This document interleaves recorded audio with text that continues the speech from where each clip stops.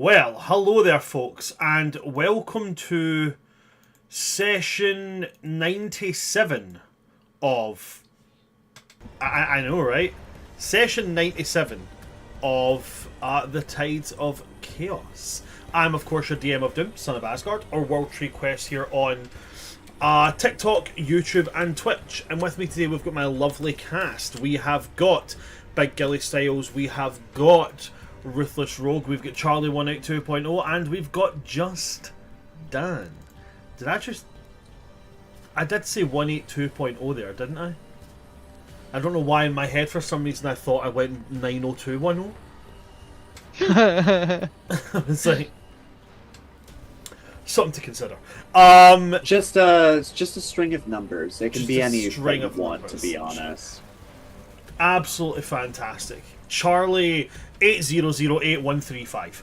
How did you know my social security number? Including the Charlie with 3 Ys. Do I have any housekeeping before we get into it? Yes, I do have some housekeeping actually.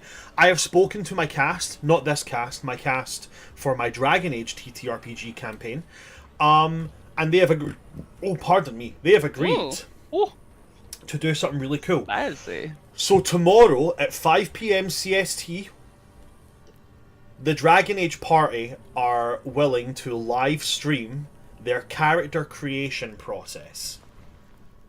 So you guys can get a bit of a look into how character creation in Dragon Age works, as well as maybe getting a little bit of insight into the characters they're going to play. It's going to be a lot of fun, and if you've never looked at Dragon Age before, this will give What are you a you little doing insight. with your life? Exactly, right, come on. Like, I don't even know why I said that. Surely you must have. If you haven't looked at Dragon Age, then you need to, like... Well, first off, you need to play Origins, because if it's something like Dragon Age, you need to start at the beginning. See? So yeah, if you're not doing anything, 5 PM CST. Twitch.tv/World Tree Quests. Come and check us out. Dragon Age is fun. It's a great system. I'm going to be at PAX U. Come and say hi. I'll probably give you a cuddle. I'm a hugger. I don't know what else to say. So One whole cuddle? one whole cuddle. If I know you, potentially a squeeze. Oh. Whoa. Where squeeze? Squeeze during the cuddle. He you specifically ingrate. didn't give details. Jeez. No, What- are there levels of the squeeze? Dan, who do you think you are? Gil? Good point. Everybody likes my husband's butt. I love how I didn't even Yes, I don't know mention what the to tell butt, and Ruthie knew exactly why I said We Gil. know. Because of the butt. The old reach around. That's a very different thing in Scotland. It's a very different thing here. This devolved very quickly, so I'm just going to move swiftly on. I don't have any other housekeeping, so I'm just going to pass on and I'm going to say, guys, can anybody remember anything from last session? We were fucked and then Lena became a dragon.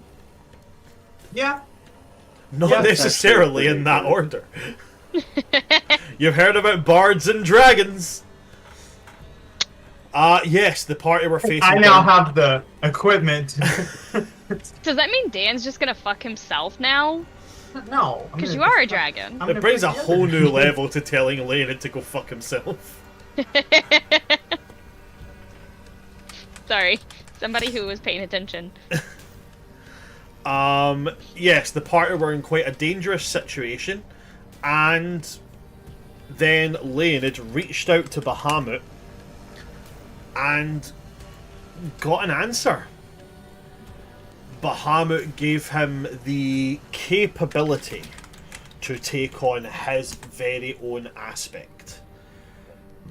And now Leonid is, well, a dragon. Let's just be 100% honest about it. Leonid is now a dragon. And all it cost was my soul. And I wasn't getting much use out of it anyways, so it was totally worth it. You guys are getting Absolutely. paid? You guys are getting buffs. So, we do have in the party at this moment a dragon. We're going to see how that works for the party. Because on the other hand, the party are facing down a gargantuan red dragon. Not the easiest fight in the world. That's right here if you want it. So we had ended last session right at the point of moving into rolling initiative. Well, actually, to be honest, we've rolled initiative. We're starting combat. Everybody got a kind of, wasn't like a surprise action. It was just like a free round where the dragon basically baited them into fighting. And now the party are going into combat. So, I still have the initiative order here. So, just to give a recap of the situation as it stands, Leonid is the only one with any major change at this moment in time. Because Leonid is currently using the stat block of an aspect of Bahamut.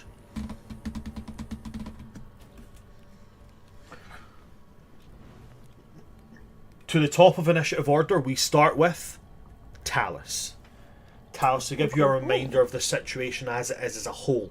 During their surprise actions, Minsk, Faulkner, and Topo have moved into melee range of this creature. That's good to know.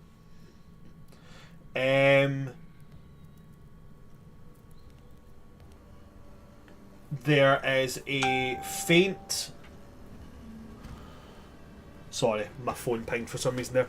There is a faint celestial divine circle, which is round where Layla was, but Layla has been healed and then banished by, I believe it was Jacek that performed the banishment to send Layla back to where whichever plane they called home. Yes, and we're still focusing on that. We are indeed, and you do have 30 seconds left to focus on that. Yeah. Going to take a little bit. You are in a long, almost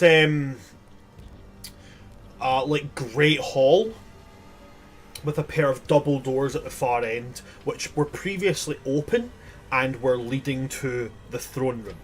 When the dragon showed itself, those doors slammed shut. There were people standing all around here. Their bodies are still there, but they are now lifeless husks. Several of them have been burned to a cinder, and the way behind you, the doors behind you, are completely aflame by this dragon's fire breath.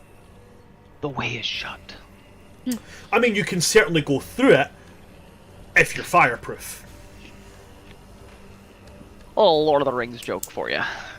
It was made by those who are dead. Fireproof? You are fireproof, that's very true. So, Talus, Yeah. with that knowledge, there's about 50 feet between you and the dragon. This dragon is gargantuan. Between Leonid and this dragon, you're talking about taking up the size of this entire hallway. Lengthwise, not widthwise, lengthwise.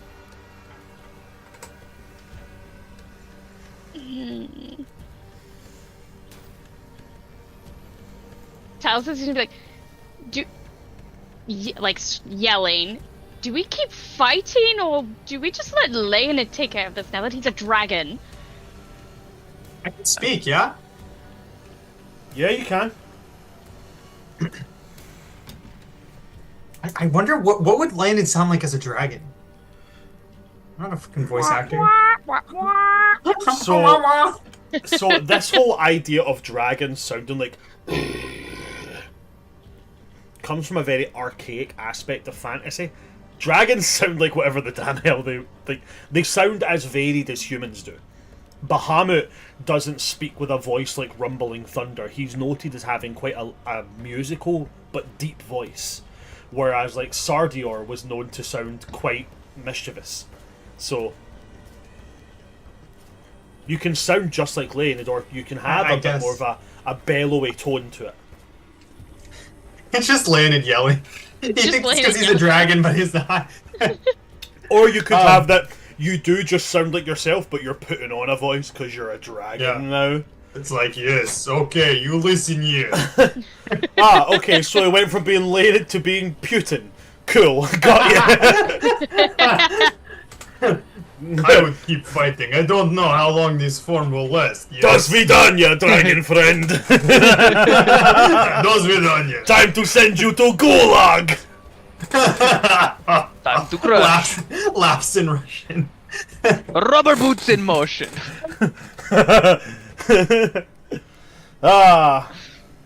Okay, so we keep fighting then. I just feel like, you know, Lena could take care of it, but it's fine. We're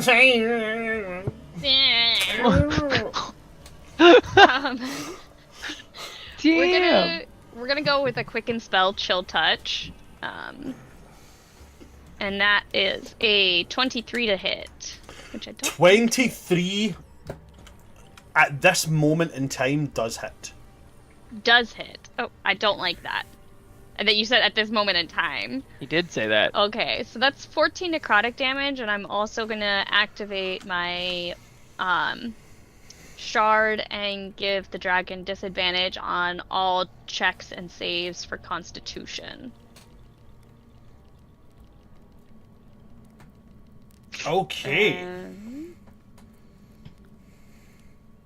we are gonna go with a blight at the 5th level, con save 20.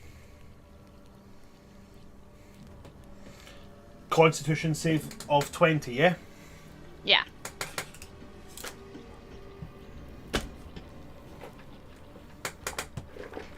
Bear with me a moment while I just rejig my table about. There we go. I need a space to roll dice. I can roll dice there. Hairbrush can go there. And I need to just pull up a thing.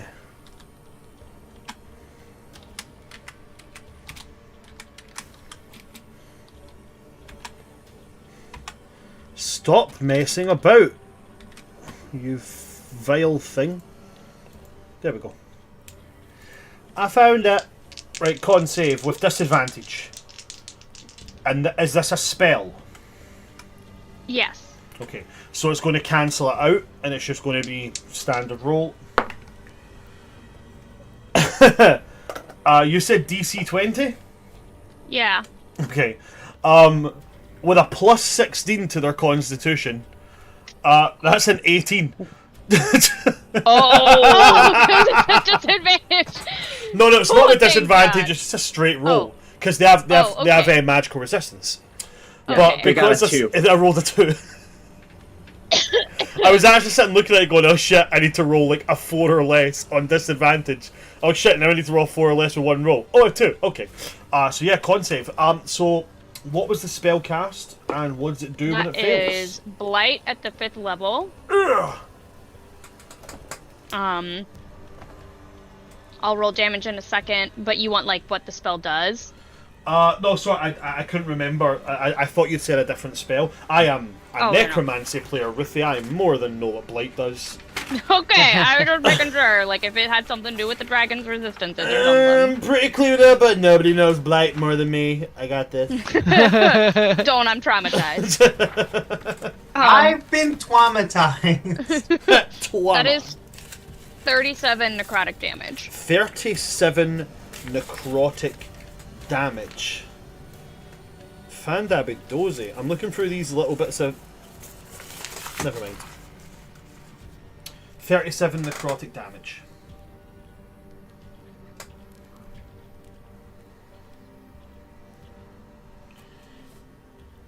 Oh, there it is. It's right there. Damn, that's what I was looking for. Okay, so we're at this right now. And he'll have disadvantage on con until the end of my next turn. Okie dokie. And that's all I got. That's all you got. Okay, after Talus, it's going to go to Faulkner. Brand, real quick. Yes. What's the initiative order? I'm sorry to tell you this, Lainage, you are at the bottom of the initiative order. So that's fine. I'm gonna use. Can I use a legendary action? Yes, you can. Legendary actions can be used at the end of any other creature's turn. Cool. I'm gonna do a Furious Bite. Okay. So let's see. And That's who gonna are be who are you targeting with that? myself. I have an itch. Let's see. That is a 22. A 22 at this moment in time is a meets it, beats it. Okay. I don't like this whole moment in time Yeah, bullshit. yeah, me neither. All right, so that's gonna be 2d12. 11, 8, 19. Okay, so 19 piercing. Mm-hmm.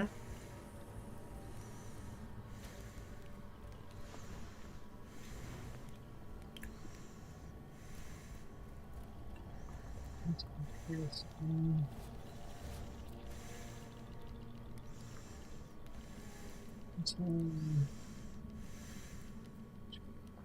30 force damage. And they need to make a wisdom saving throw. 30 force damage and a wisdom saving throw. To be frightened. I don't know if they have immunity to frightened.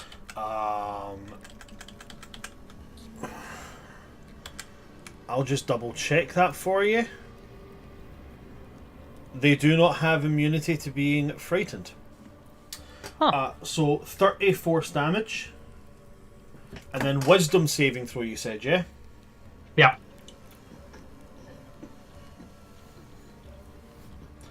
That is going to be 21. Fail. Then I'm going to use its legendary resistance to shake off the effect of being frightened. Okay. Pussy. In fact, not a pussy. That's what the legendary resistance was for. He's got you there. Alright. Okay, is that's it for you? That's it for me. Okay, so a quick reminder about legendary actions. You'll notice it will tell you you can take 3 legendary actions.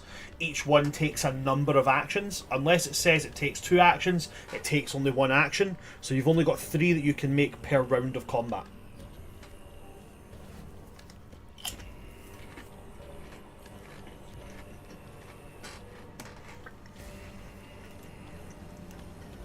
So after that, it's going to go on to Faulkner.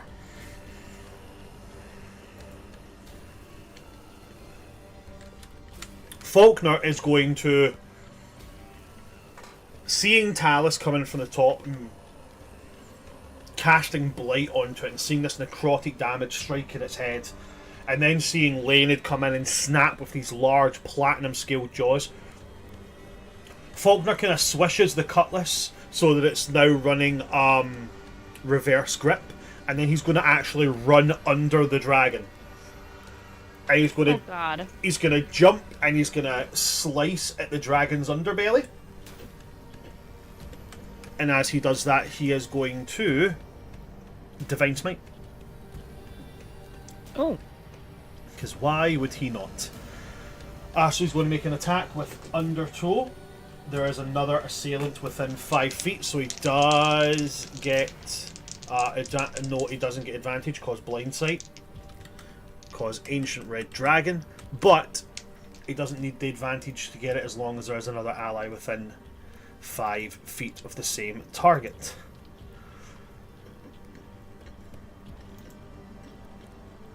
Yep, blind sight 60 feet. So, he gets just normal. That is a nat 20. For a total of 32. So 32 is going to be 1d8. I didn't say he was swinging two-handed, so it is just going to be 1d8.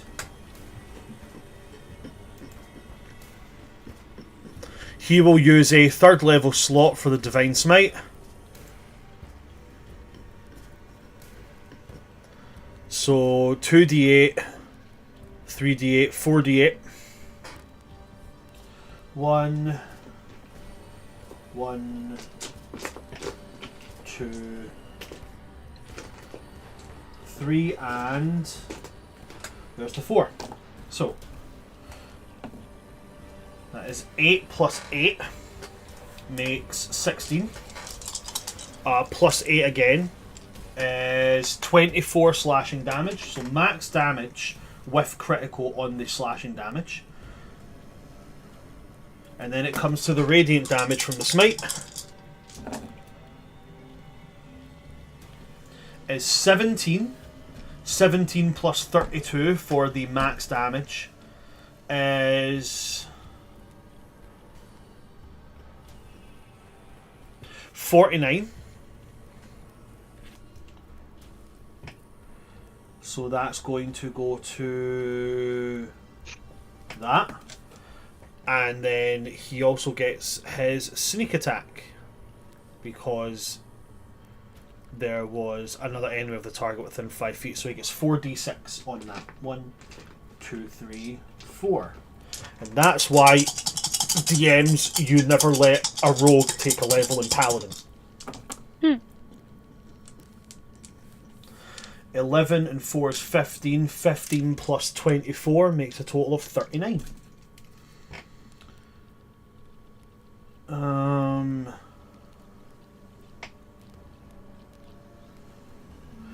Okay. So you see Faulkner dash down the underneath this dragon. He jumps and he slices right along, and as he slices, the blade cuts in. It's almost like a stab in, and then drags itself along. As well, at the same time, he is going to put the Divine Smite into it. So you see this kind of like teal light shine off the blade as the smite rends in deep, and the dragon actually like almost like lurches with the pain of it directly in his underbelly. And as he's going to land, he will take another swing because he gets 2 attacks, and he'll aim for the dragon's one of the dragon's back legs. And he's going to miss on that one. That is unfortunate, with a total of 9 plus 12 for a total of 21. So it does not hit on that one. After Faulkner, it's going to go to Minsk, who now has Boo and is therefore able to use his full stat block. And so, despite Minsk being a ranger, Minsk is going to use a bonus action to Berserk. It's different from a rage. Okay. It's actually not. It's word for word exactly what rage is. It's just called Berserk. So Minsk is going to take this silver greatsword he has, and he's going to run, and he'll make his 2 attacks. The first attack, 14 plus 9 for a total of 23, does hit.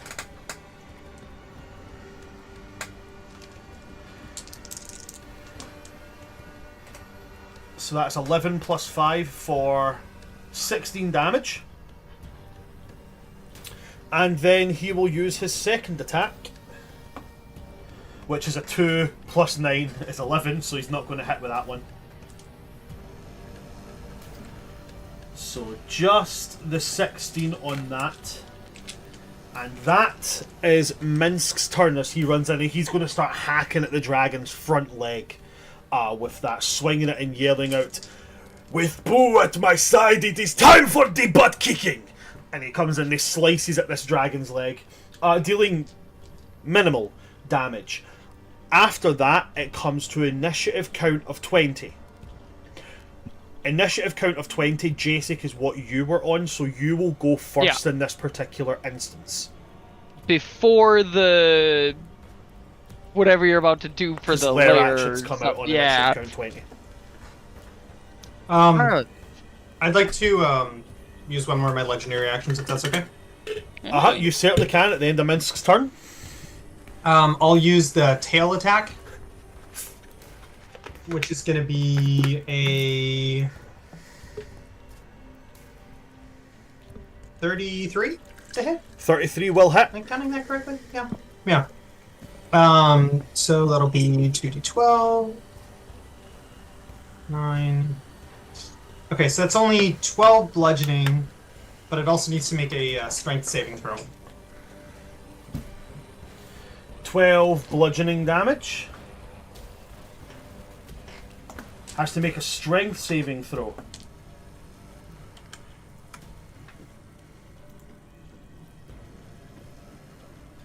That would be a total of 24. That's a fail. DC 27 or be knocked prone.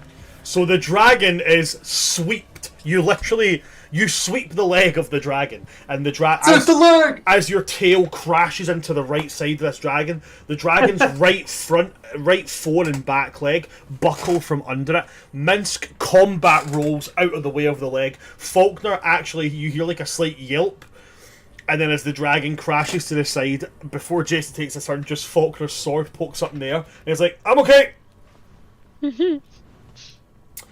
And you say that was 12. I've already noted on the 12 damage. That's everything? Oh, I'm sorry.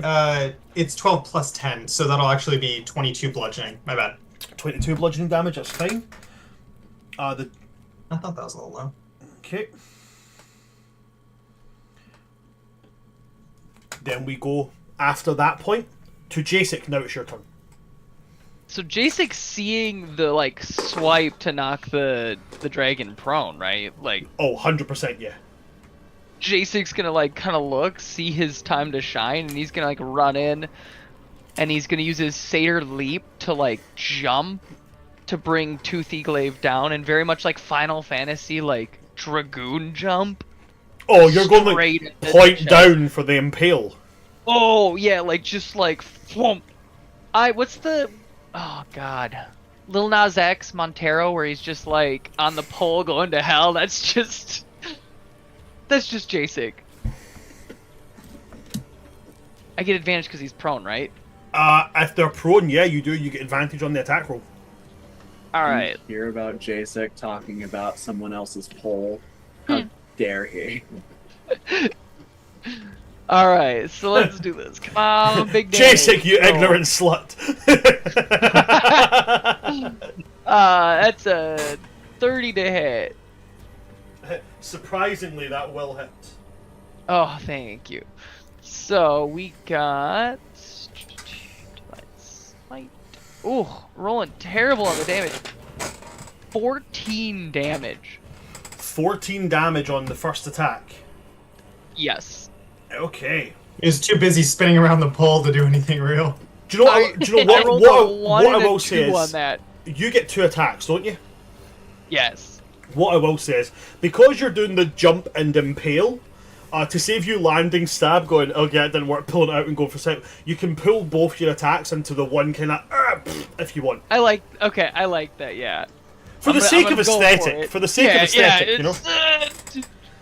I was picturing the, like, Super Smash, like, Link, when he, like, down A's, he, like, stabs, but if you hit somebody, you kind of, like, bounce. So you can, like... I get this reference. I play that game. You're just pogo sticking with a glaive, yeah? Yeah, so just roll your second attack, and we'll just lump it in. Oh my... guys, I might have to just call it a night. Even with advantage, it's a 19 to hit. Now, so what we'll say then is the reason the attack doesn't do so much damage is as you jump and fall into it, you do impale, but you impale kind of like where the neck scales meet those larger chest scales. So you meet the tough part, and it kind of grates and slows the blade down. But you do still do damage. So you still do that. I believe it was 14 damage. You said. Yeah. Okay. So Toothy still bites in, but you're like, you know from your strength and from the velocity of that jump, you were like, maybe aim for the weaker scales rather than those big red plates at the front. But now I'm standing on his stomach. Right at like the side bit where like it's like right here. So if you're still impaled to that thing, when it gets up, you're gonna be like holding on for like dear life. Oh wait, I don't. So hold on, I do have a bonus action, don't I? You have not used your bonus action, so you do still have that.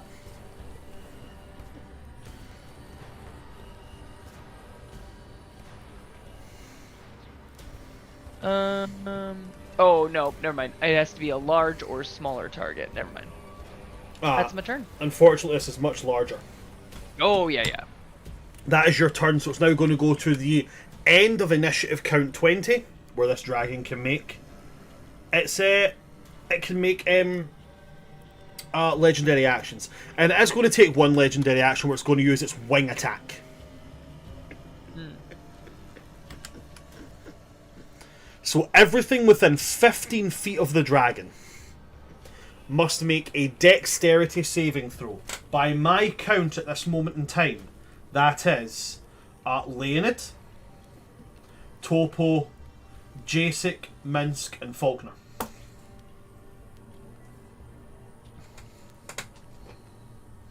Oh my god.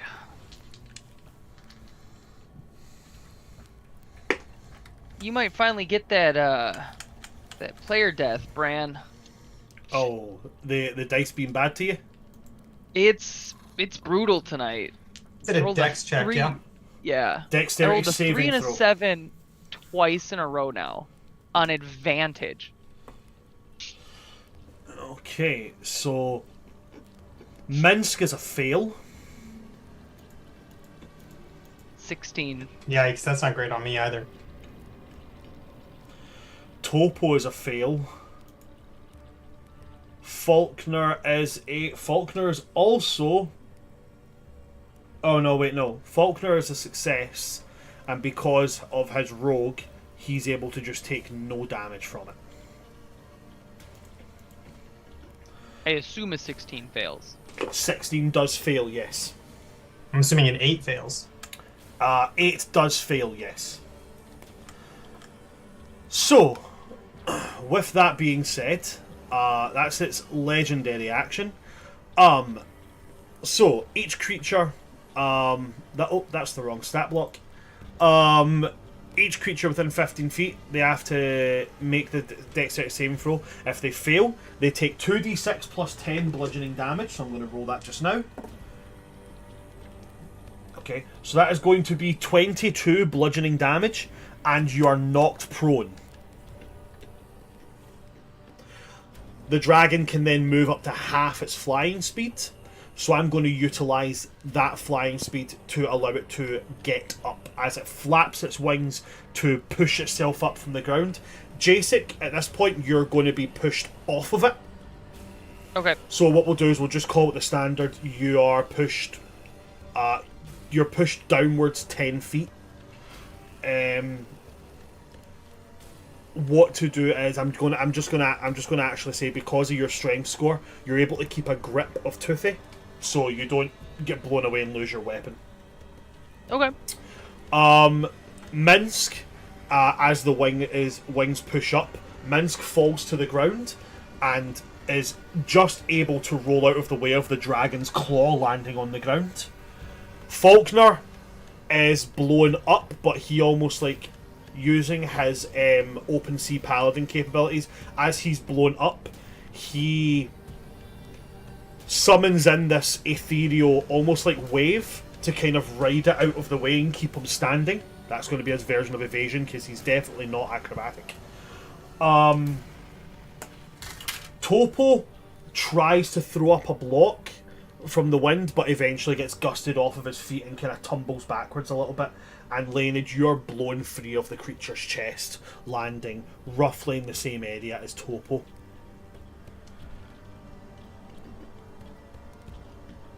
that is the lair action done. And the dragon is now back on its feet. It's then going to move to Delman. So I'm going to get this done and out of the way just as quick as I possibly can. Delman is going to... He's going to attack twice. Moves up within 5 feet and he's going to lash out twice with these tentacles. Both of them are going to miss.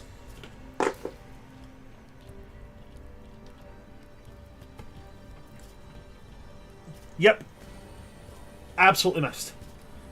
Both of those were absolute failures. So from there it's going to go to Topo. Topo's going to use half his movement speed to get up, bringing him to 27.5 feet of movement left. We're just going to say 28 for the sake of simplicity. So I'm just going to say 25 for the sake of simplicity.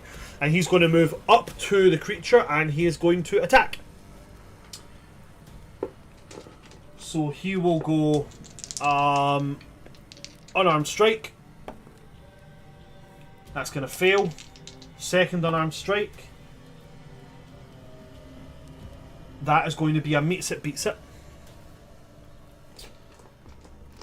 1d10 plus 6. So that's 11 damage on the first one. He's then going to use Flurry of Blows to attack twice more. One of them misses, one of them hits. 5 plus 6 is 11. It deals 22 damage as he walks in. And again, he throws these punches, and as he throws the 2 punches, one of them seems to get like one of the scales off, and then the other punch, as he throws it, hits one of the scales, trying to do the same thing that fails. He's then going to punch again, doing nothing, and then he's going to reel his head back, and he's going to headbutt that patch of raw skin where the scale that he punched off was, and he seems to actually do some damage with that one. At that point, the dragon is going to kind of reel its claw up at the end of Topo's turn, and it is going to use a legendary action, and it's going to use a claw attack, aiming for Topo. That is a nat 20 on Topo. Oof. So that is 5 and 6 is 11, plus 10 is 21. Add on 12 is 33.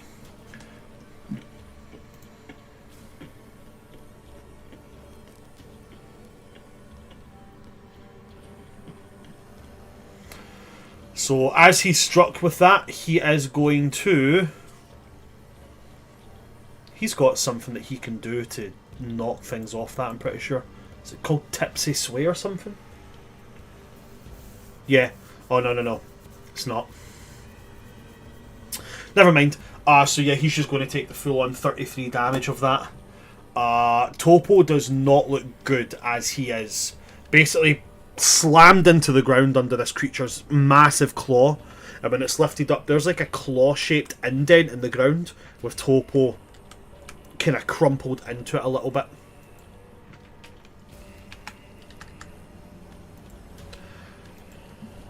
And that is Topo's turn with the legendary action afterwards. Silas, it's your turn.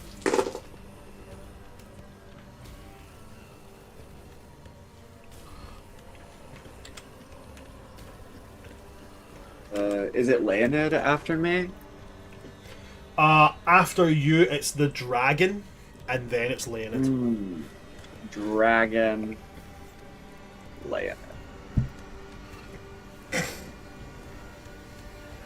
Okay. So it's flying at the moment, right? Like it just attacked and it punched down? It used it, so it only got half its flight speed, so I used its half flight speed to push it up onto standing, essentially using half its movement speed to get up. Oh, okay. Seeing the wreckage it has caused, Silas is going to stab his staff into the ground and cast Bones of the Earth. Oh. Okay. Which conjures up 6 stone pillars, 5 feet wide and 30 feet tall. So how tall is the ceiling of the room? Very, very tall. You're talking well above 30 feet. Large enough that this dragon was able to be hiding and fly down. Mm-hmm. Yeah. So I think the goal here is to more provide cover for allies to play around with the dragon. So these 6 pillars are going to rise up around it in various places, so as to provide cover for people who are trying to fight near it, but also not die. Okay, cool. So the pillars pop up around about this dragon, creating cover at its forelegs, ribs, and back legs. Yeah. Okay, cool. Yeah. For bonus actions, I don't really have much. I'm gonna cast Healing Word, I think, on Topo. You were also in your archer form. I was in my archer form. So okay. Can you if not I do was, like a bonus action bolty thing? I can. I wasn't sure if I was in starry form or not. You were in your starry form. I do have noted that you were in your archer. Okay. So I can change which form I'm using at the start of my turn. Mm-hmm. So I'm gonna switch from archer to chalice.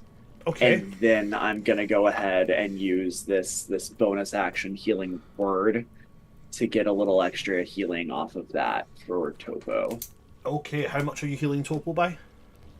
It's going to be a 3rd level Healing Word, which is 3d4 plus 6. Let me roll that really quick.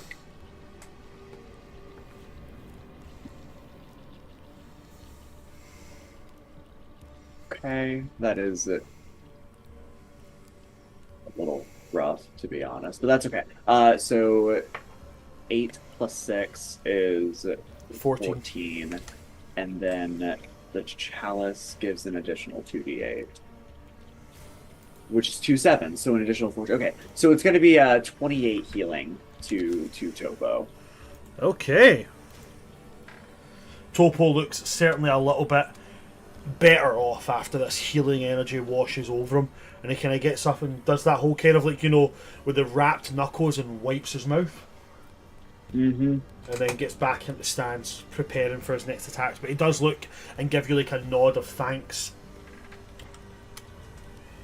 Silas returns the nod, but then kind of focuses his attention to the dragon as it's time for the dragon to do some fuck shit.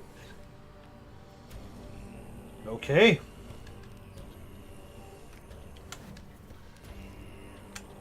That's the end of your turn, yeah? Mm-hmm. That's gonna be it.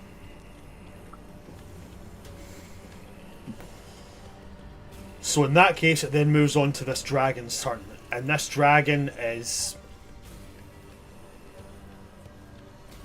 pissed. Mm-hmm.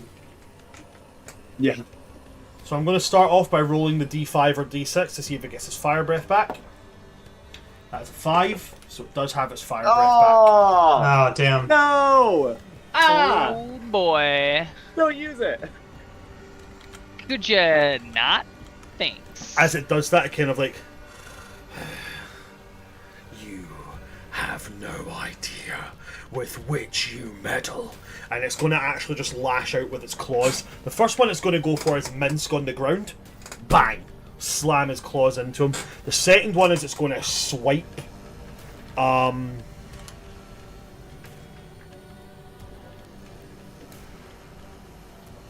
It's going to swipe with the second attack, aiming at Delman, who's come into its range now. So I'm going to make those 2 attacks just now. So first one against Topo is going to be a...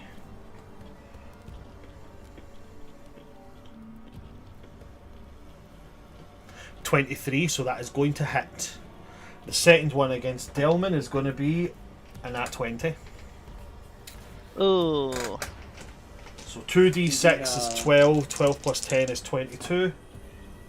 Do the pillars not constrict movement at all for him? So I would say, because of where they're popping up, if he was using the full like 15 feet of his attack range, yes, they're within 5 feet of him. He's not having to move much. Right, it's Mike. Okay. Yeah. So slams down onto Minsk. He would get advantage on that one because Minsk is prone. Okay, still going to be the exact same one, which is going to hit. So the one on Delman is going to be a total of 28 damage.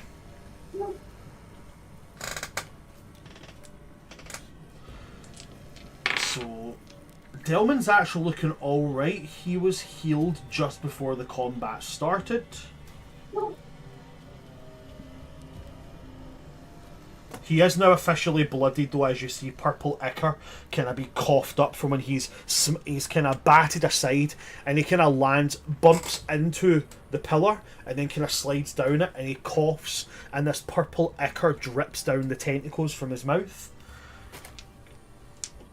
Minsk is getting full on squashed, so that is going to be 19 damage to Minsk. He is going to take half damage from it because it is, slashing damage. So that 19 becomes 9.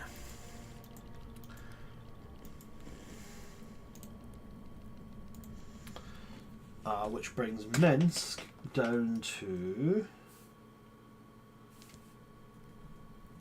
He's absolutely fine.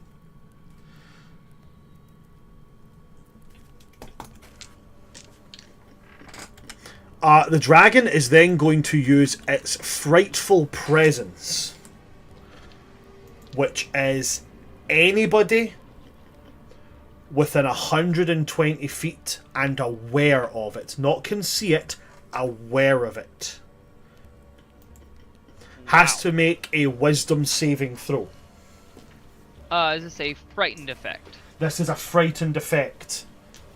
Anyone within 10 feet of Jasek cannot be frightened thanks to his aura of courage. Okay, Faulkner is immune to frightened as well, but nobody's near him, so they won't benefit from him.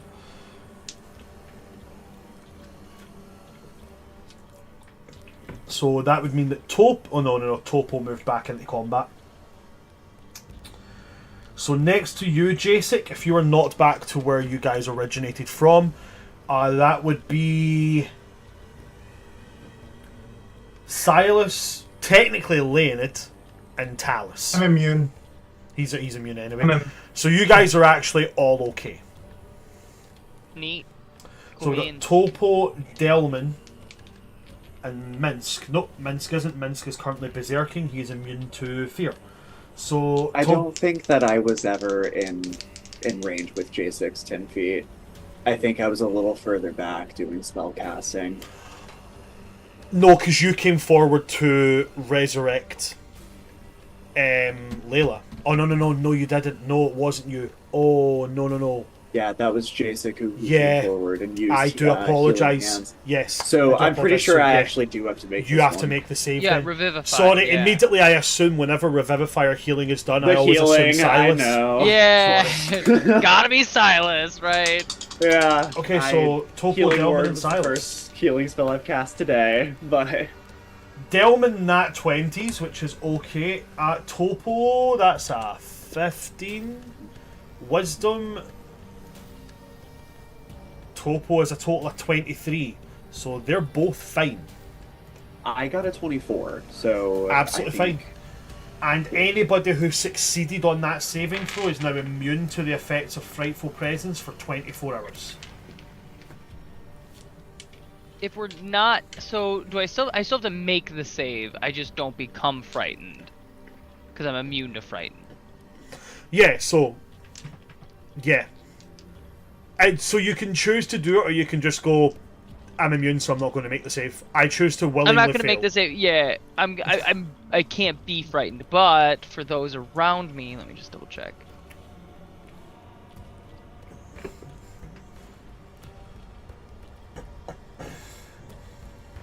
Was this not within 15 feet? This is within Sorry. 120 feet. Whew. If you are aware of the dragon's presence, but you're within 10 feet of Jacek right now. Okay. Yep. And So it's a that's- wisdom.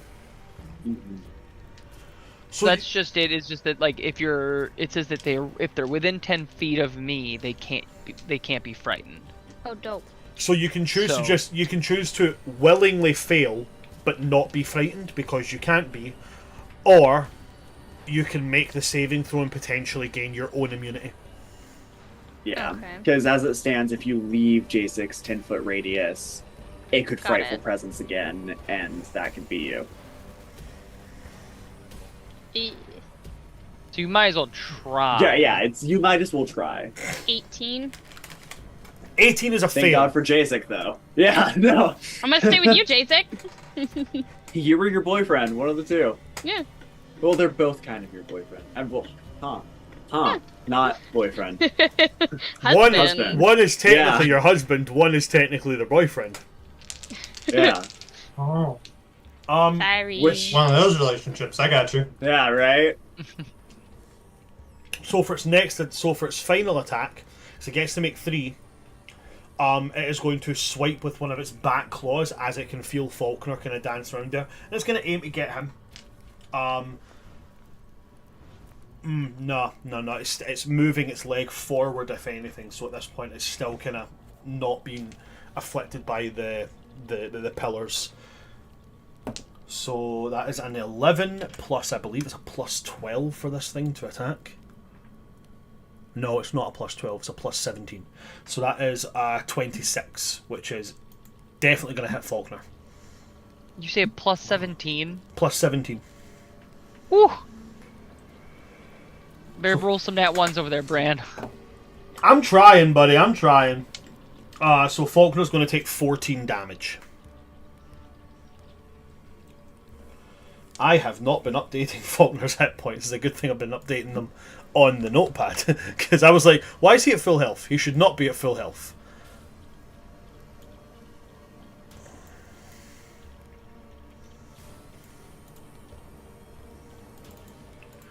And then we're going to take off that much.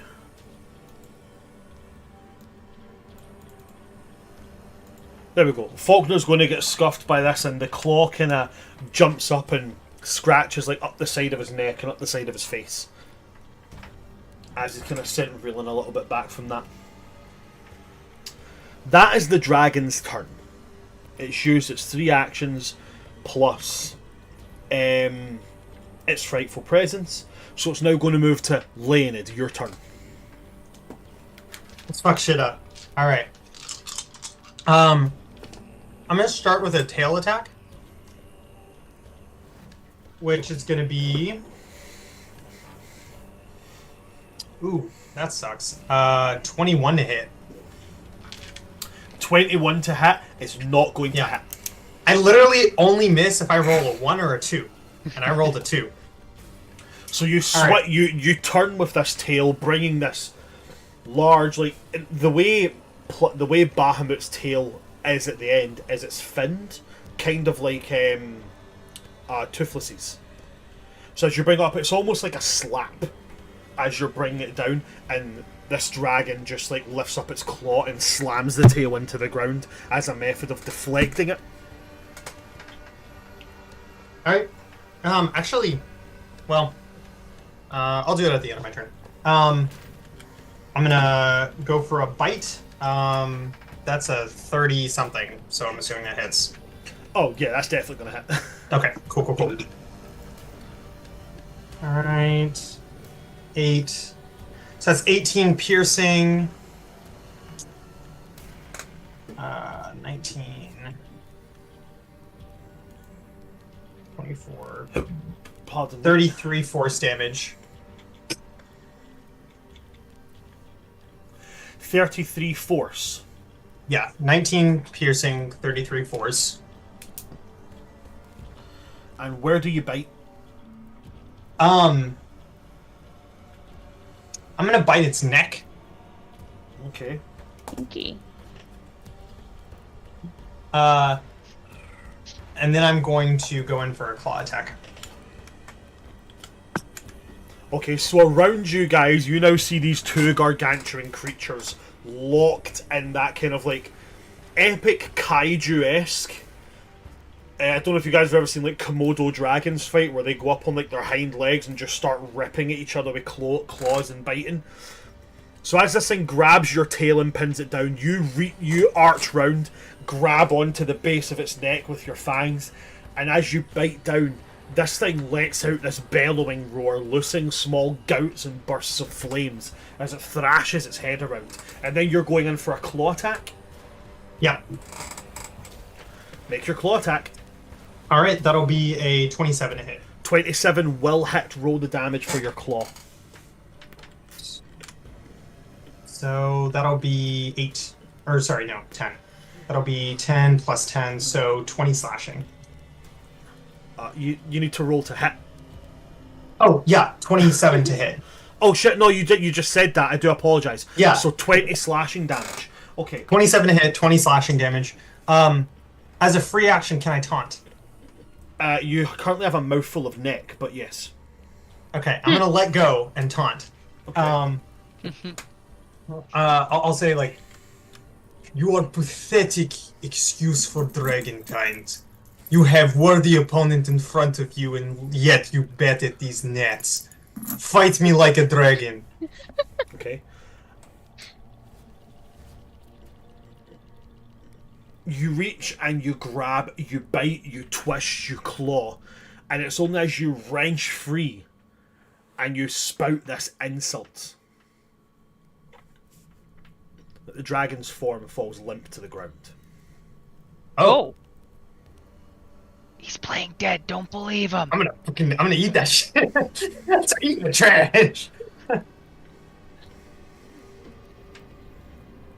And the dragon's eyes lose that fire. The flames burning in its throat go dull.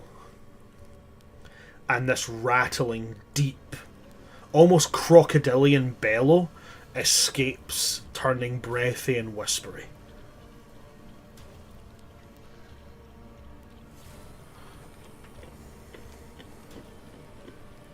They're dead?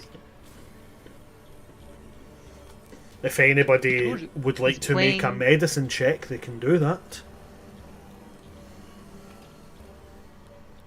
Actually, can I try something? Yeah, I'll make a medicine check. I have a +1. I don't think I'm not equipped to do that. I'm not paying attention. I will give it a shot.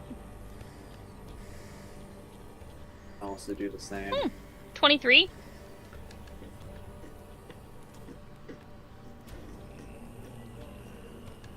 On a 23, there is no visible signs of life in this dragon. I don't trust it.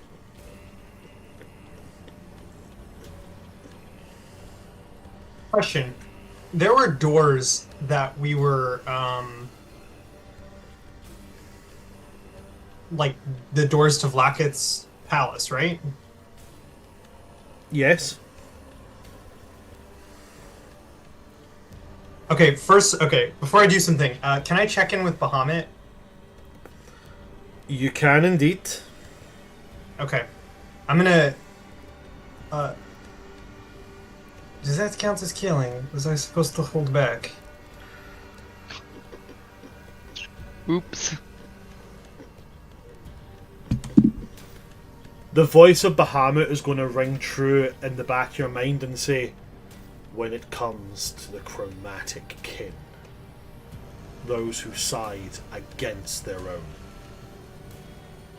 are already considered dead in my eyes. Ooh. Then I hope you don't mind if I do this.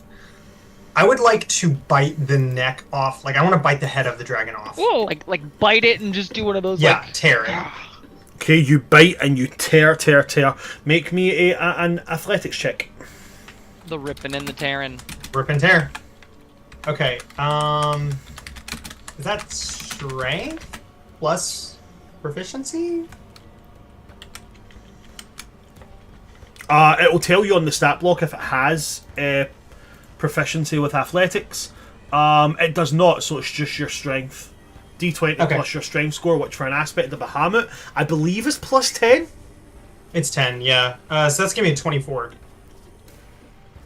24. It's a pretty beefy dragon, so you don't like pull the head off, but you tear out the throat essentially. And I want to like claw. I'm trying like in the last few, however long I have, I want to tear the head off. Okay, cool. So you keep just tearing away at this thing. Yeah. Okay. And once I get it off, can I throw it through the door to Vlaakith's palace? I will. I don't know if there's time. I will allow that. So you had this for a minute and you've used 6 seconds. There's time. Okay. So you use maybe 12 seconds of this as you grabbed her and you throw. And Lane is where you throw as it lands, it bursts into flames. And so does the rest of the body.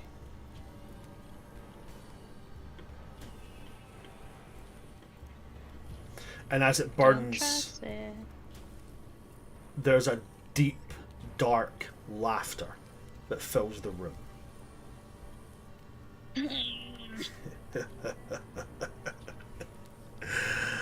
You thought that you could stand against the might of the Crimson Scourge.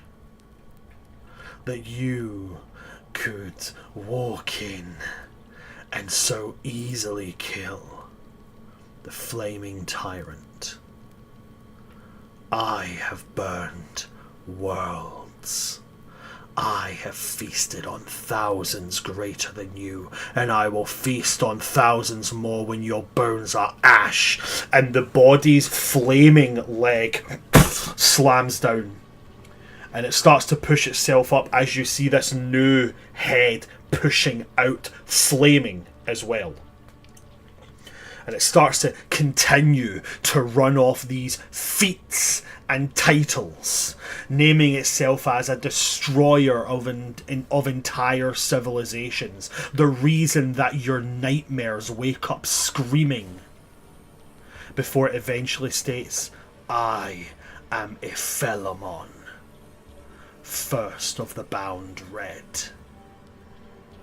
and I will be your doom. As we move from the stat block to a red great worm. This is essentially... So an ancient dragon is a dragon who has lived to a point of excessive power. A great worm is essentially what Tiamat or Bahamut or Sardior would be considered. For a chromatic dragon to be a great worm, they essentially have to find all versions of themselves within different multiverses, kill and devour themselves. Oh, that's lovely. They then become completely enveloped in the element that they represent. So for red dragons, great worms are essentially made of fire. And as Ephelamon, the burning tyrant, the Crimson Scourge, stands back up, burning. The place that you're fighting in is now completely brightly lit. We go back to the second round of combat. Talus, you are up. Let's run it back. Same thing. Yeah, I think this is a little different. I'll fucking do it again. I'll eat another dragon. I'll do it.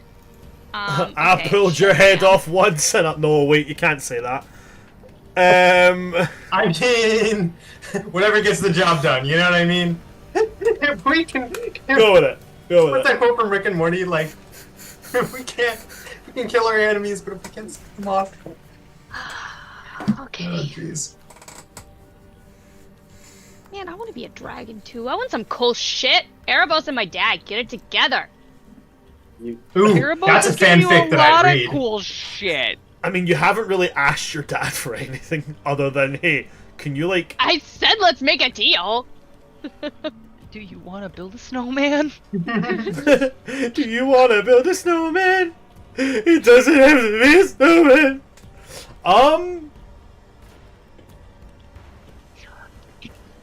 Okay. So this When- thing's all fire. I'm all fire. Sorry, When did- Bran, what's up? Just remind me, when did you say to your dad that you wanted to make a deal? Last session, I reached was out and I was towards- just like, I'm willing to make a deal. And he couldn't because you can't make deals with your own kin. Oh, yeah. Yeah, I totally... Yeah, right. Yeah. I remember that now.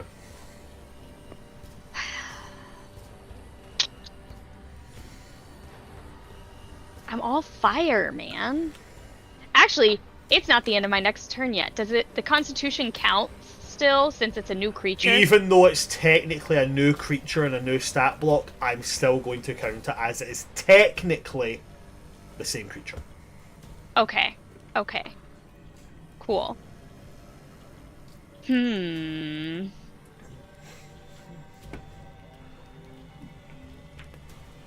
I mean, shit, man. I got nothing except for throwing another. Ugh.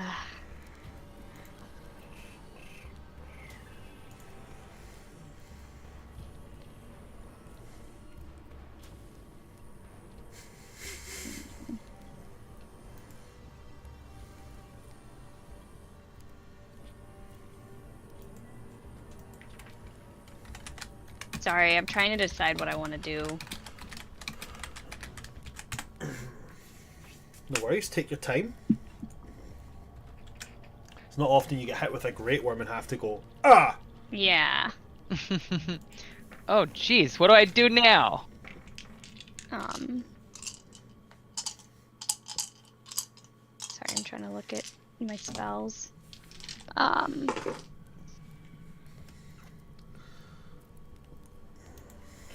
Let's go with... I mean, I might as well do it. Let's try another Blight at the 5th level, Constitution saving throw 20. Con saving throw of 20.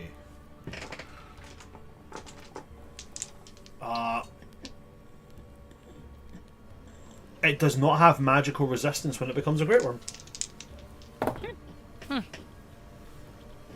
Doesn't need it. That is going to be a fail. And the only way it can fail that is by rolling a nat 1. So... Oh! Okay. Its and- its Constitution bumps up on this, so it's a plus 18 to con saves, meaning that for it to fail a DC 20, it has to roll a nat 1. And I got an 18 and a nat 1. So, max damage plus whatever I roll. Yep, exactly. You got it. Okay. And then... That is 116 necrotic damage. 116 A lot of damage. necrotic That's a lot of damage! damage. About a little more. And then... I'm running low on sorcery points, but I still got them, so I'm gonna keep using them. We're gonna quicken spell True Strike on this bitch. Okay, so your quicken spell, True Strike. Here's what you're gonna get from that. So not only do you get the advantage on the next attack that you have against this creature, as I'll always do, and I'll always explain it, is True Strike kind of peels off when you get to higher levels. So for anybody watching at home, I upgrade True Strike when you pass by level 8, so that True Strike not only gives you advantage but also gives you an insight into the weaknesses of the creature. I figure if you're going to have this spell in your arsenal, it should at least still be helpful rather than just giving you advantage. This creature has no vulnerabilities. Oof. It has an immunity to fire damage, and it has the immunity to being charmed, frightened, or poisoned. Okay. And with my sorcery points, I'm gonna give him disadvantage on all dex checks and saves. Alrighty. Is that everything for you, Talus? That is everything for me. Okay. I'll go ahead and take one of my legendary actions to do a tail attack. Okay, I'm going to have to ask you to make roll me a d20, because I was about to say he's going to do a legendary action. So we roll d20, okay. see who goes first on it. Here. Okay. I think you're going first. That's a 19. That's a 2. Okay. So your legendary action goes first. Alright. Okay, that's going to be a 28 to hit. A 28 to hit is going to hit. Yay. DC 27 strength saving throw. DC 27 strength saving throw. That is a... Where's the strip? Oh, it doesn't have a modifier to it, so that's just plus 10. So that is a 26 fail. Okay, so it's prone. Okay, so its legs are taken out from under it again. It is prone. What's the damage it takes on that? That'll be 20 bludgeoning. 20 bludgeoning. Okie dokie. Okay. From down on the ground, as you've swiped out of the way, it's going to make a claw attack. And it's going to lash out towards your tail. Just knocked my dice set off the top of it. It is on the ground, so it's going to have disadvantage on it. With disadvantage, that's a 30 to hit. That'll hit. Okay. That is going to be 18 slashing damage done to you as you swipe with the tail, knocking it to the ground, but it lashes out as your tail moves by, and it sinks its claws right into the muscular bit at the base of your tail, and it grips. And it's just like, you have been a dragon for all but 10 seconds. I have lived eternities.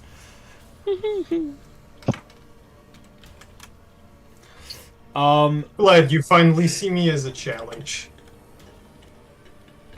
Oh. That's the 2 legendary actions done, so it moves on to Faulkner.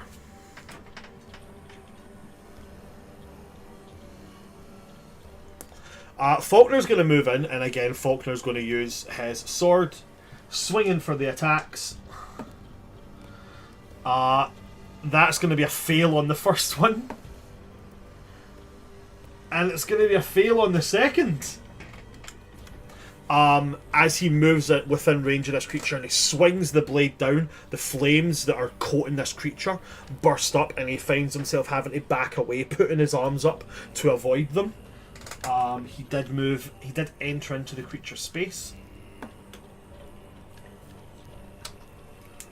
So he does take 9 fire damage. Which was a fairly terrible roll on that. As he kind of peels back from it, he's like, I think this thing's maybe a little bit harder than we expected. Mm-hmm. Pretty sure that's what he said about Talos as well. Ooh. Nice. That is Faulkner's turn, so it's then going to go to Minsk. Minsk is going to use half his movement speed to get up from being flattened onto the ground. And as he gets up, he's going to take his blade and he's going to swing, still using that berserk.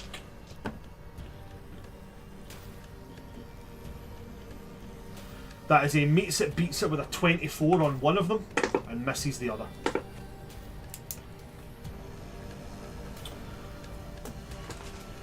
$2d6 plus his strength, which is 5, with a plus 1 from the blade. So 2d6 plus 6 makes a total of 15 damage.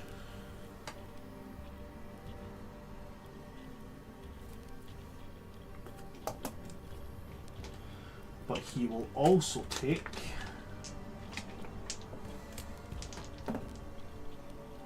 Oh, okay. That's a lot worse than what Faulkner took. He's going to take 27 fire damage as he moves into the range of this creature's burning aura.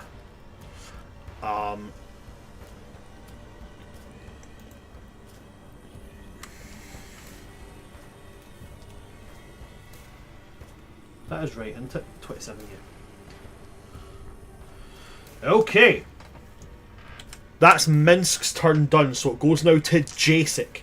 Jacek, you've seen two assailants move in, make their attacks, and then be very evidently scorched by the flames surrounding this creature. Yeah. Your turn? I mean, at this point, Jacek does not want to be outdone. So he is going to do exactly what he did last time, but this time better, because now he knows how to do it, right? Okay. Sure. Well, you said he knows where to target it. Absolutely. So it's still prone. It is currently still prone, yes. So naturally I get advantage. Of course you do. We're gonna see. Oh my god. Can you get your shit together? No, I can't. It's gonna be a 26. 26 hits. Okay. Let's see if we can. Oh my. Gil, love of my life. Start 20 rolling better. 21 damage. You We're need going- to switch to a different dice. We're So, going for a second. go for your second attack. Oh my god. A dirty 20. Dirty 20 does not hit, I'm afraid. So you jump, you stab, and the glaive makes more purchase this time, really getting a puncture in there. And then as you wrench it out to go for the stab again, a gout of that flame bursts up from this creature's writhing body and kind of makes you kind of swing wide. As you moved into its range, you're going to take... That is going to be 30 fire damage. 30. Oh wow. Ooh. That's kind of hot. Just a little bit. Yikes. I need to do this really quick. Yeah, Great Worms are essentially minor deities. This ain't no... I got a 23 on my Constitution saving throw, so I'm gonna keep my concentration. Oh, banishment. Yeah. Smashing. Okay. Is that everything for you, Jacek? It's all I got. That is all you got. Okay, awesome. We move to the lair action. It no longer has lair actions. Oh, You thought. No, it moves to lair actions. This creature is... It's gonna take one of its... As it pulls one of its claws across the ground, essentially opening up like a trench, and it's gonna not breathe fire, but it's almost like it vomits like this forceful jet of superheated liquid into this trench, and you guys see the ground kind of start to tremble and burn in certain areas, and I need everybody on the ground to make a dexterity saving throw. Ooh. What if I'm on well, I was If you're on top of of it, you won't be affected. Okay. so in my starry form, I have a flight speed, but I wasn't using it, so I'm guessing I still roll here. You're still rolling, Like I'm the afraid. ability to jump off the ground doesn't mean that figured. It was So- dexterity. Yes, dexterity, please. So for the legendary resistances, at what point do I need to say if I use that? Is it before I roll, after I roll, after I hear damage, before I hear damage? How does You that can work? use a legendary resistance if you know you failed the saving throw. You can just say I'm going to use a legendary resistance. Okay, I'll do that. Because I'm guessing a 14's not going to cut it. 14 does not. So Topo and Delman are getting hit with it. Faulkner's So am I. Faulkner's fine and therefore he's not taking damage because rogue. Minsk Minsk is also getting hit with it. Oh wait, actually wait, Topo might not be. Topo might be fine. Or at least for half the damage. No, he's not. He's still hitting it. He's still taking it. Okay, never mind. Never mind. I'm a dum-dum. I'm a dummy little dum-dum. Talus, you're getting hit. Yes. Yeesh. Yeesh. Oh Silas. no, not the fire damage for Talus. I not one. Oh yeah, it's fire damage. You Who nat gives a fuck? one. Oh no. Oh, Can buddy. you Oh, roll? Can I do anything? I don't know the results. Hold on. You're aware that a nat one is a fail. I mean, yes.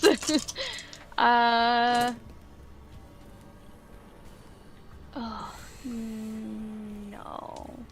Yeah, I don't have anything that can change the base roll, only the outcome.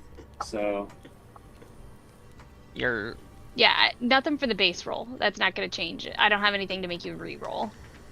Only stuff to add to the roll. it's okay. I'll probably be fine. Good luck! What about all your cosmic dice? well. That doesn't Those- change the base yeah, those roll. change. outcome. Oh, yeah, you're right. Sorry. And you don't got lucky or inspiration or something, do you? I'm not funny enough to get inspiration. You're good That's enough pretty in RP. funny. That's pretty You're- funny. I you're- like that. You're, That's you're funny. good I- enough. You're good enough in RP to get it. It's not just for being I am. funny. Yeah. Unfortunately. Yeah, if it was for being funny, I would have gotten inspiration for the arms race joke. Unfortunately, the only person currently sitting with DM inspiration right now is Jacek. Yeah. Sorry. Wait, I've got inspiration. I've had you marked with a DM inspiration for about 7 sessions now. My sheet was not marked, so that's probably why. The amount of nat ones that you've had, you could have just been like, can I just like Oh, add, yeah, can I I've just been like roll a rolling, like, d10 and add that? Okay, so Yeah. for those of you who failed, it's a DC 15 by the way. So for those of you who failed, you will take 16 fire damage. Those of you who got higher than 15 will take 8 fire damage. Or if you have something stupid like a rogue where you just don't take anything, you don't take anything. For those of you who failed and nat 1, you will take 52 fire damage. 66 plus the 16 that was rolled. So that's 12, 24, 36. 36 plus 6 is 42. 42 plus 10 makes 52.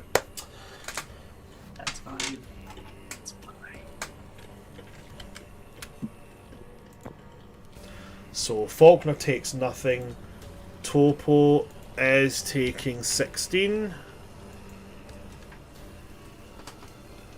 Delman is also taking 16.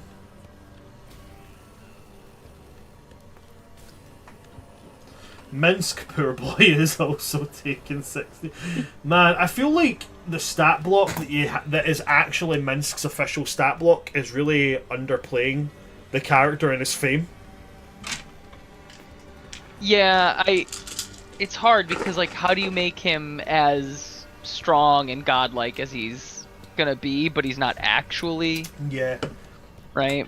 There's also the thing of But how he many built- of the stories about Minsk are actually true and not just like glorified. Yeah.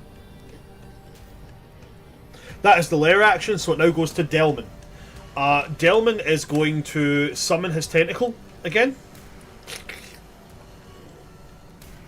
And he's going to make it swipe to attack this creature. As this psychic tendril appears, As he uses Unleash Void, this dragon has to make an intelligence saving throw, which it does with a nat 20, so it's going to take half that damage. So it takes half of 4d8 cold and 4d8 psychic. So let's roll those.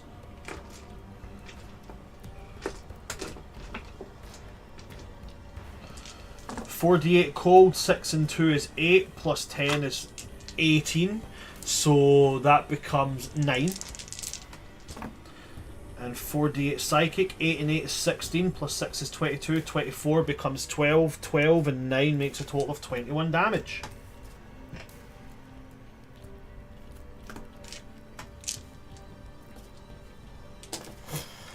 And then what he's going to do is he's going to move back 20 feet and he's going to hover up so that he is 15 feet off the ground, and he is going to speak out loud, but, you know, using his mind.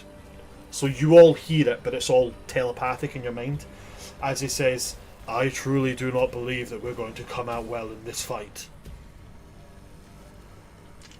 Well is a state of being.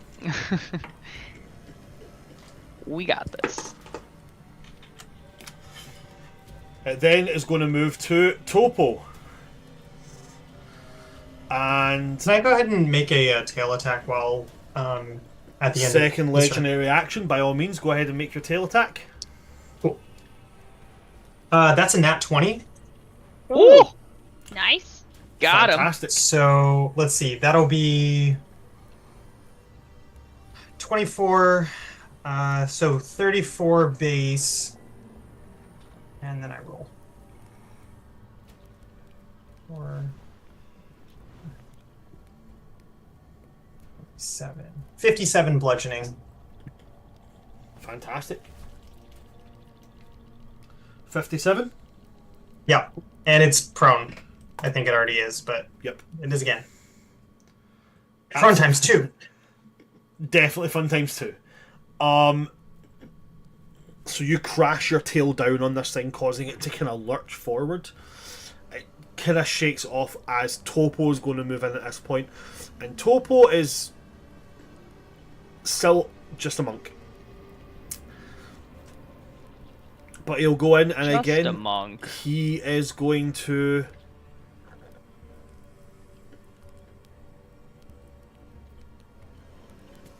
He's going to hit it, and he is going to try to stunning strike.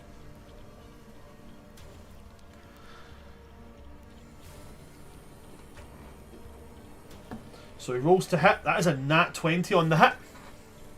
Let's go.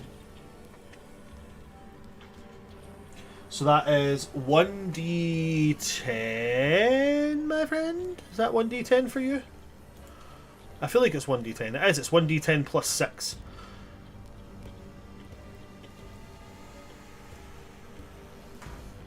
So he's going to spend the key point and do the stunning strike.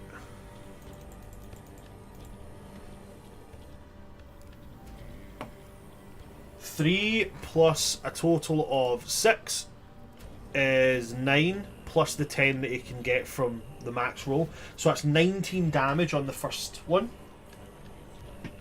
It's going to be that.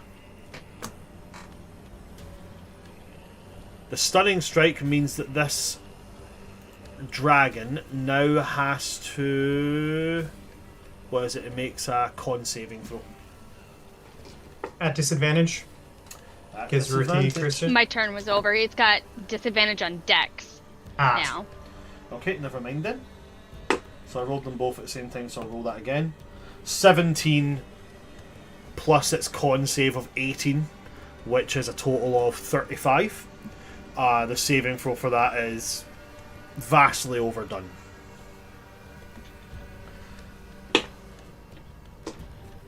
But he made the attempt, and that is the important part. He's then going to use his bonus action for his flurry of blows.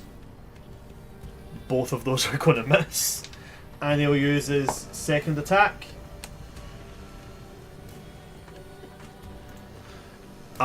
Which is not going to hit for a 22, which is a miss. So that is Topo done. It's then gonna because he used his flurry of blows, he now gets the benefit of disengage. That's part of being Drunken Master. So he's going to use that to hop back away from it. So it then goes on to Silas. Oh, sorry. Hold on. Cool. So Sorry, Silas. Hold on a moment. He moved into range of the creature, so he has to take the fire damage.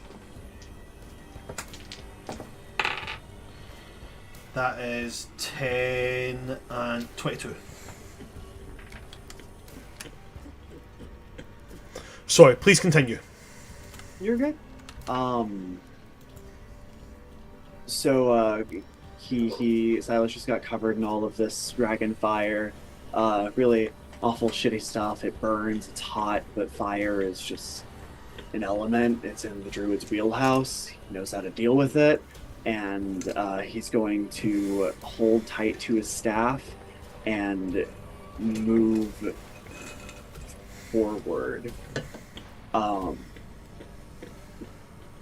Within about 10 feet, and I'm actually going to hold my action for when it goes to use a breath attack again. Okay, so you're moving into. You're moving. How far forward are you moving? Are you moving within 5 feet of it? Let me check this.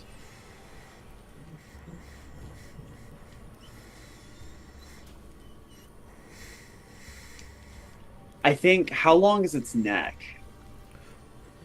It's a great worm, so it's quite long. It's not got a lot. Like, if it moves its neck forward because of where your pillars are, it can't move very far side to side.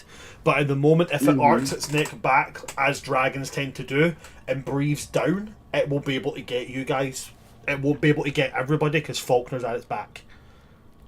In which case, I am going to get within 5 feet, but I'm going to, as he runs forward, take off and fly, so I'm hovering in the air. So if it arcs back, it's... Okay. Yeah. Cool. So you are within 5 feet. So as you've moved into its space, you are going to take 30 fire damage.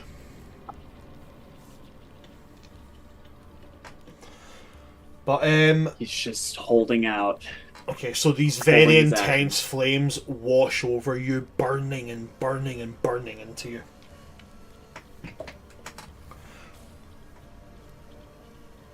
If you're holding your action, then it's then going to go to its turn. And you said you're doing it for if it was going to use its breath weapon.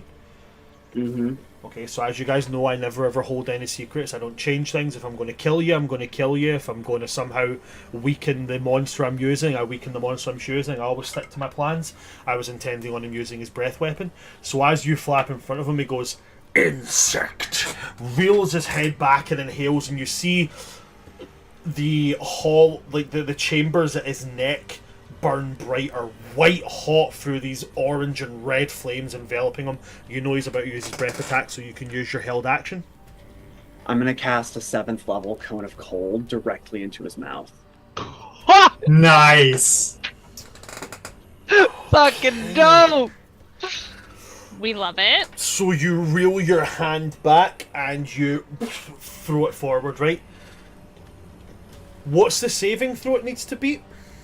What's the Constitution? Constitution saving Oh, I'm throw? sorry. Oh, Okay. I know, I know. It's still half. Okay, so con save that it has here, 7 plus 18. That's going to be a total of 25? 25? Hold on. I'm also going to throw in a Cosmic Woe here. Where's my thingy?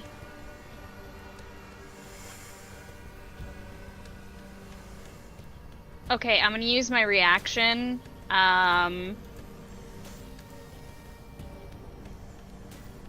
Cutting words. I'm trying to make sure it works for. I don't think that works for saving throws. Cutting Is that the bard words? cutting words? Yeah, it says attack roll, ability check, or damage roll. Okay, so it doesn't work with saving throws, I'm afraid. What are you throwing That's in? okay. Okay, yeah, Charlie, sorry. No, that's okay. I'm gonna throw in a Cosmic Omen, so this is a woe. So it's gonna have to roll a d6 and take it off of its save here. Okay. That's a 5, which brings it down to a 20. Which is fail. That's a fail because my wisdom's 22. That is a fail. Hey. That is a fail. It is going to take the Full brunt. full brunt, which is going to be 7th level Cone of Cold. That is Woo! 10d8. You might say frost. that's pretty cold. 10d8 cold damage. Daddy, chill. Roll that For a damage. total of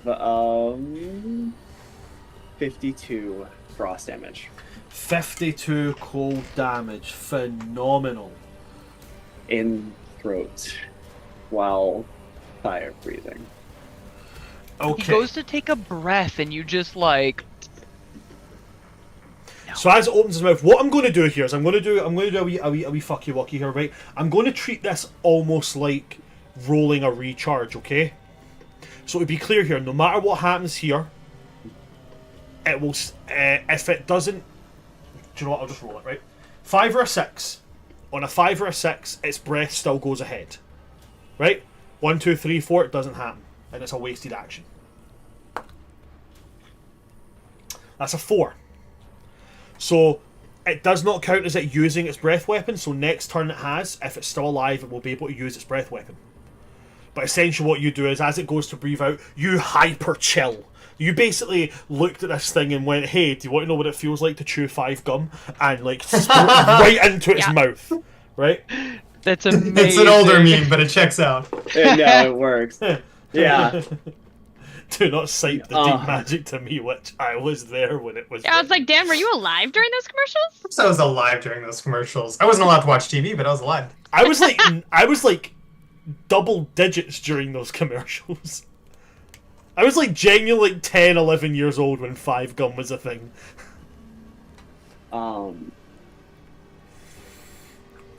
But yeah, you watch as the Silas. flames around its neck die down a little bit. It's almost like, you know, like when you see those poodles where like their entire body is shaved but their heads are still fluffy, but then like their back body is still fluffy. It looks a little bit like that for a minute, where it's got flames around its head, flames wreathing its body, but its entire elongated neck is just before the flames have to win back and creep back up. It is not best pleased with you, Charlie, whatsoever. Silas will look down at it, like, as it's kind of like choking on its own flames and frost, and say, don't speak to me of insects. What exactly do you think Tiamat views you as after you abandoned her court for Vlaakith? Oh! I wonder if she'll accept you crawling back from mercy after your corporeal body is gone. I know he's like resistant to fire damage, but that's a burn. Yeah. Would you, are you cold enough for aloe to be applied to that burned area? Okay. All It's of quite- your titles, and none of them are gonna protect you from her. Quite funny given the lore of that, but we'll get to that. Okay, so your held action, the breath weapon doesn't take effect. What are you doing? There's a bug. There. Oh, sorry. And I don't That believe, is it for Silas's turn. I mean, don't believe that they get. No, they don't. It's just their breath weapon. Their breath weapon is an action. So yeah, that's that. cool.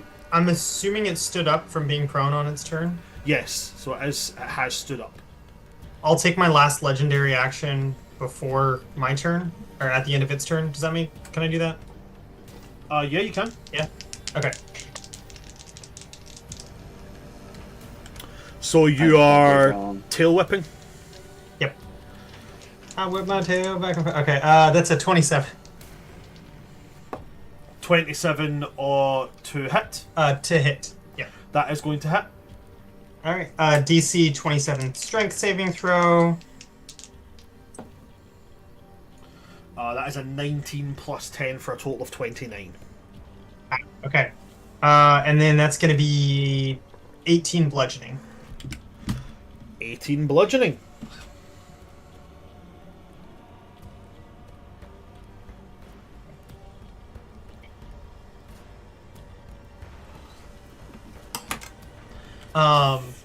I know Silas already roasted him more than enough. But as I go into attack, I'm just gonna yell at him, "Impotent fool!" And that's not a great attack for after insulting. But yeah, that's a 21 to hit. 21 doesn't hit. Okay. So was that a That's- claw? Yes, claw attack. You come in swiping this claw, and he's like a cat fighting another cat, like bats your paw away with his. That's okay. I'll go in for the tail attack. That's a 22 to hit. 22 doesn't hit. Damn, I rolled a 2 and then a 3. Again, it just clamps his claw right down, crushing your tail to the ground. All right, well, go in for the bite. That's a 29 to hit. 29 doesn't hit. Nah, I'm totally joking. 29 gets it. All right. As you move into his range, Aspect of Bahamut's not immune or resistant to fire damage, is it?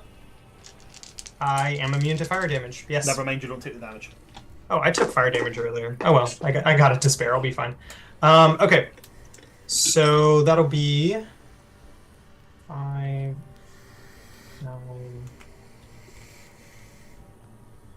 12, 19. So 29 piercing. Okay.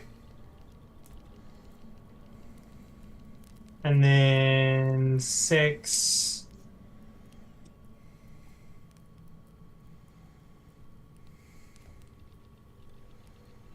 Two, 21 force damage. 21 force. Sorry, I've just done a math wrong there. 29 slashing, 21 force. Here, 29 piercing. 29 piercing, 21 force, so a total of 40. Yep.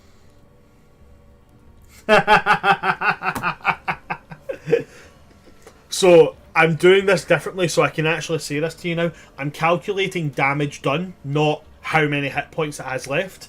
And the total damage done to it so far is 369. Damn girl, fine. Oh, that's funny. Okay, cool. So the first claw doesn't hit. You then swing with the tail and it pins your tail to the ground, and then you reach in with the net and you clamp down on its jaws. The flames burning around its body, doing nothing to you. Can I stand like as close to it as possible and use my fat dragon ass to protect, like, kind of get in the way of a breath weapon attack? I will say, if you're standing in front of it, anybody behind you and lower than height of you, so I'll say about 15 feet. No, 20 feet. Behind you and lower than 20 feet to the ground, I'll give them advantage on the saving throw. But because a fire dragon's breath, it's not like it blows flame. It's more like napalm. It's like burning, flaming gel. So it will splash, it'll go around corners and stuff like that. So I'll give them advantage on the saving throw. But I'm not going to say it's going to take it away completely. Okay? Yeah, that's fair. Alright, so as you bite into it, it's going to kind of chuckles a little bit, and it's like, do you really think that's going to do you any kind of aid? You are still but a wormling. And at the end of your turn, it's going to use a legendary action. And it's going to say, let me show you the real power of Draconic Might. And it is going to use 2 of its legendary actions, because it's only used 1 so far in this turn, to use Chromatic Flare. Everybody within 60 feet has to make a dexterity saving throw. Now, this one specifically says... Oh, wait, no, it's not that one. Never mind. Everybody's going to have to make a... Everybody within 60 feet has to make a dexterity saving throw. It is a sphere. Silas, you're in the air, so you're going to have to make it at base. If you're within melee range of the creature and haven't moved away, you'll make it at base. If you're behind Leonid and below 20 feet off the ground, you'll get advantage, okay? So Delman will not get advantage despite being behind. Oh, no, he will, because he only hovered 15 feet off the ground. So Delman will get the advantage. Talus, you're still on the ground. Is this fire damage? It's going to be fire damage anyway, so... I don't care. Faulkner is going to take the full brunt What of type it. of save was it again? Dexterity, please. So let's go. Faulkner... Ooh, Faulkner's going to get How does hit this with dragon not care that its fire isn't touching me? it. Honestly, the fact that it's got a giant platinum dragon in front of it, I don't think it's noticed. That's fair. Man, all the NPCs are getting roasted. The only one who's been doing anything has been Faulkner recently, and he's failed this one. Delman. Delman is also a fail. You know, I'm really glad that I made a deal with Bahamut, because I can't imagine how well this fight would have been going without that. Not good. I think you could have done it, but it definitely would have been much more difficult. Okay, so 5, 7 is 12, 12 plus 4 plus 4 makes 20, 23.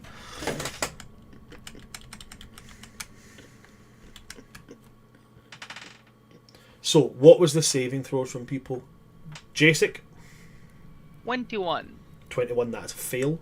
Talus? Fuck. I didn't roll. Oh, you didn't roll, cool, so you're just willingly failing.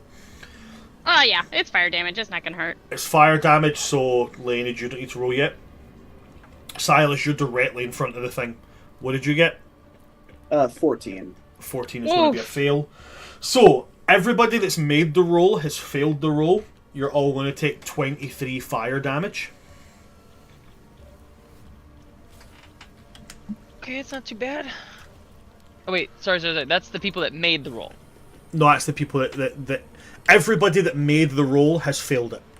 So you're all taking 23. Oh, I see what you're saying. When you said made the roll. Oh, I like see. The roll, Yeah. I was like, yeah. Like, yeah. Sorry. Okay. Absolutely fine. It's my stupid.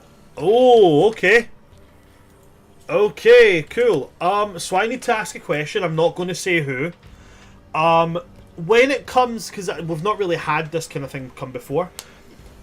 When it comes to vital NPCs that are pivotal to people's storylines and such, it's always fairly given. I treat them like a character in the sense of death saving throws. How do you guys feel about other NPCs?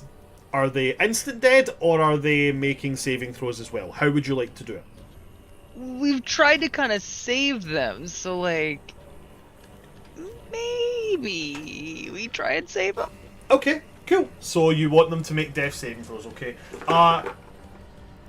As the flames lash out, Delman is covered in flames, but after a couple of seconds of, like, you know, psychic screeching, it's almost like a psychic pulse as he pushes the flames away. Faulkner does get hit, and he kind of, like, you know, pats at the kind of over tunic that he has before, like, kind of ripping it off and just having, like, his armor. He is now minus his hat, minus his jacket, and minus his tunic top. He looks positively average. None of his flair whatsoever left. This dragon has not only wounded his body, it has now wounded his ego. Talus is gonna shout out, have you guys tried being resistant to fire? Faulkner's just gonna go, Not have you everyone's tried not being resistant. obnoxious about Protective this? privilege. Never. Silas is in the air, literally burning like a witch right now. So Faulkner felt Minsk. Balenciaga. Why did she shout Sorry. Balenciaga? Let's just be I honest don't about know. this shit. I right? don't know. I think it's iconic, but I don't know. Oh no, it's iconic as fuck. But I mean, like, your last words were a shit fashion company. I would have preferred like Geronimo. Like or Dolce something and like Gabbana that. or some shit like that. Come on, man, put some class Yeah, on like that. I don't you know. I don't know. Where am I going with this? Yeah, that. I'd just okay. like to scream like I'll be back so that it's just really ominous because I probably won't, but they don't need to know that. I feel like if I was getting burned, my last words would be, "You've given me what I wanted all along." Power move. Exactly. Or- Like or- try to make them afraid of it. Or it'd be something really stupid like, "Oh yeah, that's what's happening. Just another pagan getting burned at the stake for nothing, guys." Sorry, I breathed too near your privilege. But yeah, on that, Topo, as he is hit by the flames, he kind of grabs at his chest, falls to his hands and knees, and then falls face first in the dirt. He is unconscious. Oh no. That is that's its legendary action done. And on that, it's a little bit later than we usually do take it. We did start about half an hour late, so I do apologise for that. But we are going to take our 15-minute break at the end of that combat, just so I can let my party get a little bit of a break before we go into the next run. So when we come back, we're going to the top of the initiative order again with Talus, and then we'll carry on from there. Don't go anywhere, folks. We will see you after our 15-minute interval.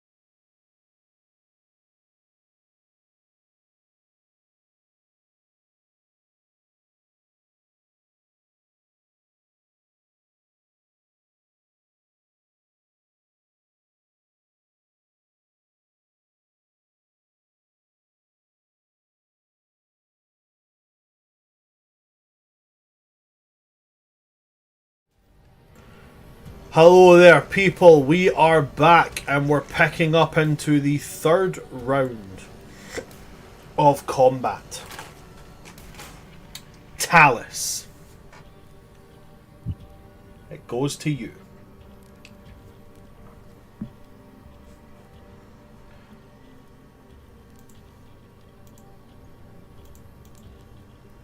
Are you muted? There we go. Sorry. It still has a disadvantage on Dex until the end of my turn. It does indeed. So...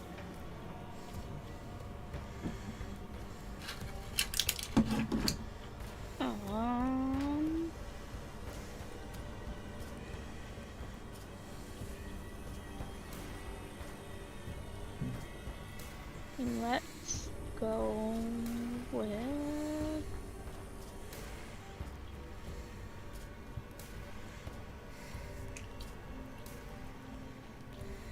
Fuck it. Disintegrate 6th level. Dexterity saving throw. Oh, Dex saving throw. Okay. Cosmic Omen. Whoa. We'll take that down. By Cosmic 86. Omen. Whoa. Okay, awesome. So you gesture to this dragon. You mutter the words for disintegration. So that is going to be a Dex saving throw. It's a total plus 10 minus a d6. So let's go for that. We're going to roll them together just fucking because. Why not? It technically rolls a 0. Rolled a 4, minus 4. So that's a total of 10. So cool. So it is a failure.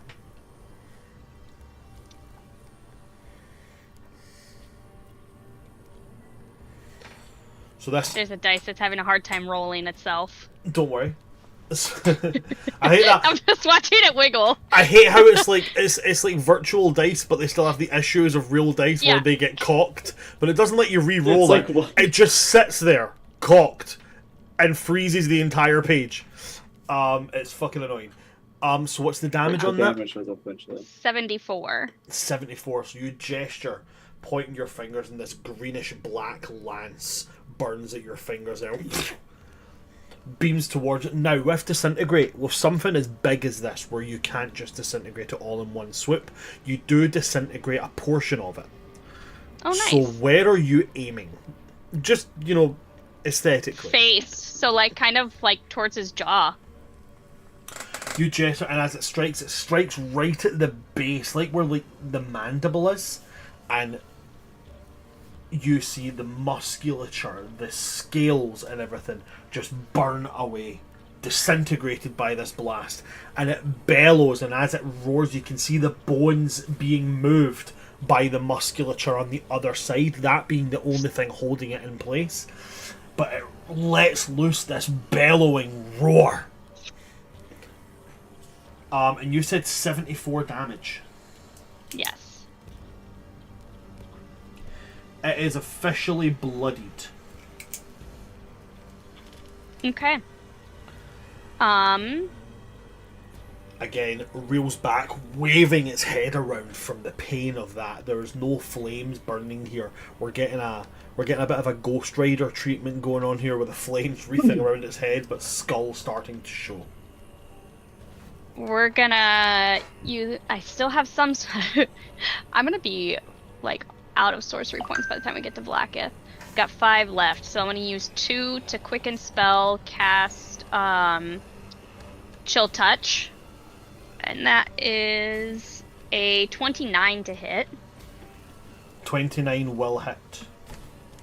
Okay. So that's 13 necrotic damage, and... for hopefully the last time, I'm going to give him disadvantage on Constitution. Did you say 13 there? Saving 13 necrotic, yeah. And then, yeah, he'll have disadvantage on Constitution until the end of my next turn. Okay. Get it, guys! Go on, get! I'll take my legendary I action. was about to say um, the same thing, so it's rolling a d20 again.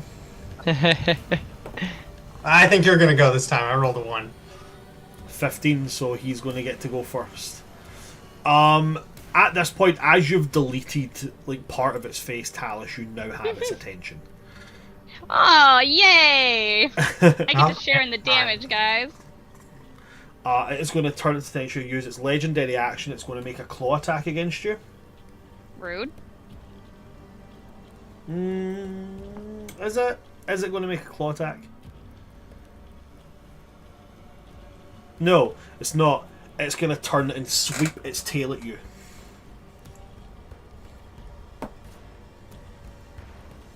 For a total of a 31 to hit. Yeah, that hits. I'm going to need a strength saving throw from you, Talus. Well, that's not going to be good. A 16. So as a fail, so you are going to be knocked prone as this tail slams down, pummeling you into the ground. And you're going to take 19 bludgeoning damage. Rude. It's the Talus wincing. I have a little boo-boo. Leonid, it goes to your legendary action now. Alright. Just a tail Vip. 25 to hit. 25 will hit. Alright. DC 27 strength saving throw. That's a failure, but I was going to use its second legendary resistance to succeed. Okay. And then that's going to be 36 bludgeoning. 36 bludgeoning. Dan, will you turn your camera just a little to the right? You want to see the kitty? Just a little to the right. Oh yeah, thank you. Oh yeah, that's the stuff. That's the Oh, stuff. look, she's looking. She saw it. She knows she's on camera. Oh god, yeah, that's the stuff. Don't you I dare can't- make it creepy. It's Yeah, very don't, wonderful. don't make it weird. I know what you're talking about. I know what you're talking about. I am making nothing creepy. I don't know what you're talking about. It's the only thing nicer to look at than any of you on the screen. Frankly. That's fair. Ow. Sorry, animals over people almost any day. Agreed. Yeah. Okay, after that it's going to go to Faulkner's turn.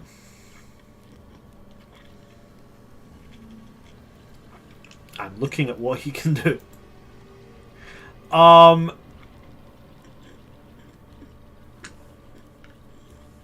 Okay. Here's something he's going to do. Faulkner is going to... It is an action. Damn it. That doesn't make sense for him to do that. He's going to cast a spell. This one actually makes a little bit of sense for him to do. He is going to cast Freedom of the Waves. Ooh. So Faulkner is going to gesture his sword point to the ground and start to like kind of swirl it around, and then as the blade begins to glow this kind of teal aquamarine, he's going to just wave it in there, and as he pushes it in there, this water spout is going to erupt from the floor underneath the dragon. A 10-foot tall cylinder centered on a point within range. The water takes the form of a tidal wave, a whirlpool, a water spout, any other form of his choice. Each creature in the area has succeeded a strength saving throw against his spell save DC, or take 2d8 bludgeoning damage and fall prone. You can choose any number of creatures equal to his spellcasting modifier, minimum of 1, to automatically succeed on the saving throw. Nobody else is within range of it. If he's within the spell's area, as part of the action you use to cast the spell, he can vanish into it and teleport to an unoccupied space that he can see within the spell's area. He's not within that space anyway, so it doesn't matter. So it has to succeed in a strength saving throw. 3 on the d20, so that's a total of 13. I think his DC is higher than that. It is, it's an 18. So that's going to be a failure. It takes 2d8 bludgeoning damage, and 2 and 5. That is going to be 7 damage. It's not going to waste a legendary resistance on 7 bludgeoning damage. But as that water spout erupts, it almost like chuckles before Faulkner is going to point his blade down again. And as he points it down, it reverses, going from a spout into like a whirlpool as it pulls the dragon down to its feet again. Down onto its belly again. It is knocked prone from that.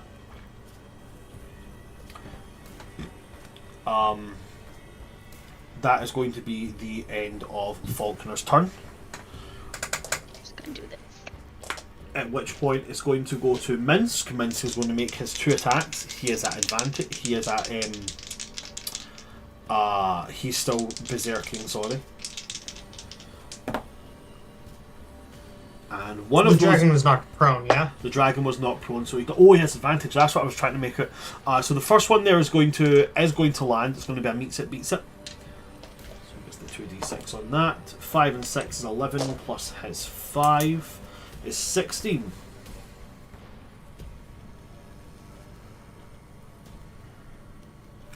Second attack with the advantage is a 19 on the die, so that is going to hit as well.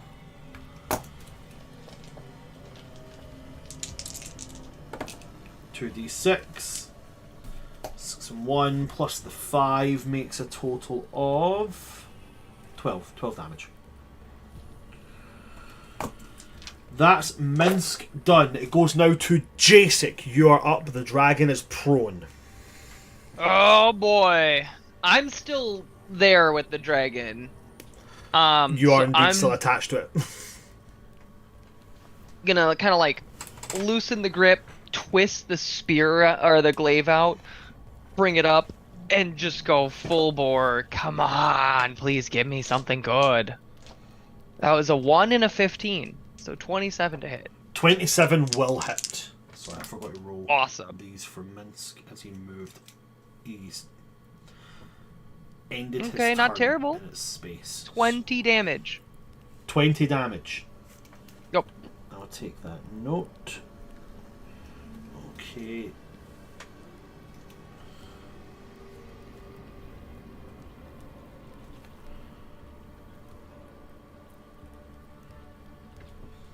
Okay.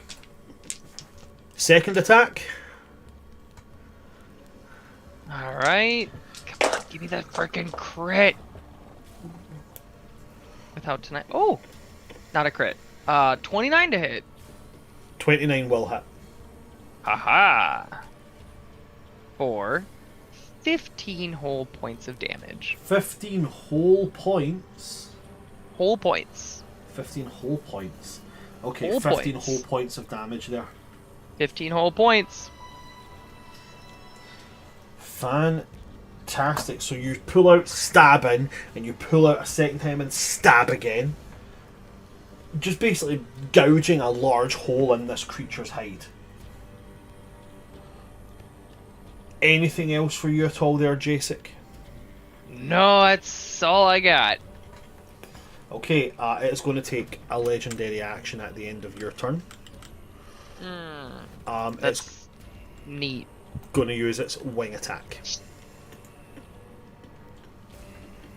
which is 2 actions, therefore it can't use any more legendary actions this turn. So everybody within 15 feet, which I believe is everybody except Delman and Talus. Nice. Oh wait, no. Talus, you are within its reach. It swiped you with its claw. Therefore, you are in fact within its reach. So, Dumb. everybody is making a dexterity saving throw. 1, 2. Oh, this is... No, it does still count. It's a dex saving throw, so it automatically fails it. So Topo will be on 2 failed saves. Buddy!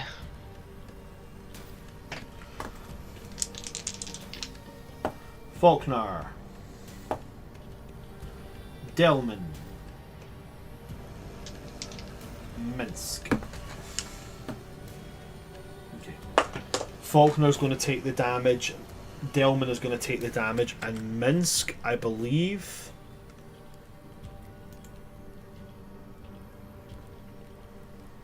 is also going to take the damage. What did everybody get on their deck saves? 26. 26 is a meets it, beats it. You are fine. Woo! Nice. Is this for fire damage? No. Bludgeoning damage. Yeah, that's nice. 19. 19. That's a fail. Fail. Talus, you are Not a prone. nat 1, but a fail.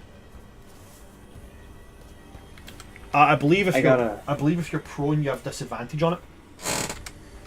Or I think you automatically fail.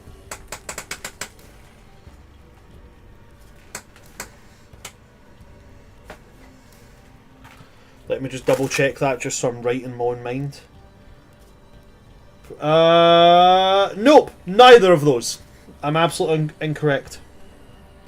Neither of those.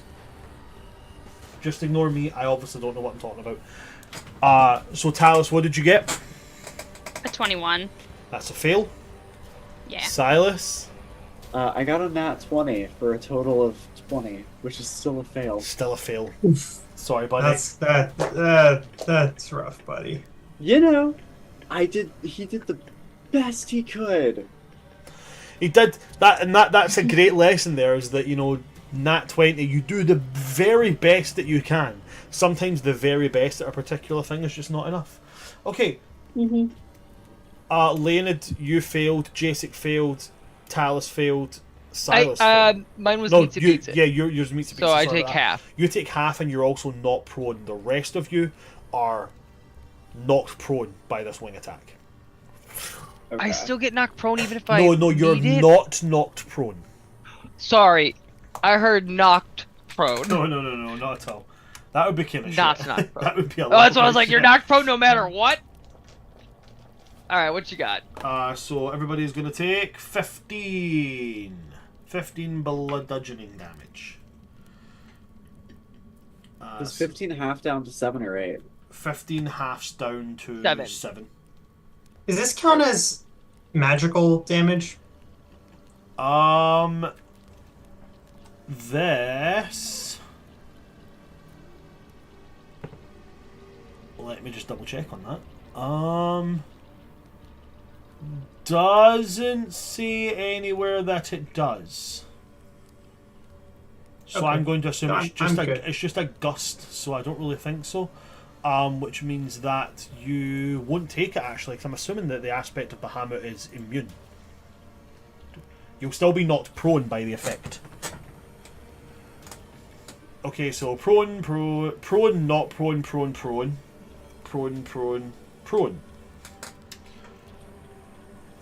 Okie dokie. I know you're saying prone, but it almost sounded like you were saying prawn. That's just because I'm hungry. Shrimps. That's just 'cause I'm Shrimps. Shrimp. hungry. Let me get one of those shrimpies. Can get one of those shrimps. No, guys, honestly, don't mention shrimp, because ever since Sorry. those tacos at Alberto's, I actually can't eat anything with shrimp anymore, because it's just not the same. At the end of its legendary action, it goes on to its lair action. Yep. With all of us prone. In its lair action, I can't use the same one as before. It would have been really funny if I could.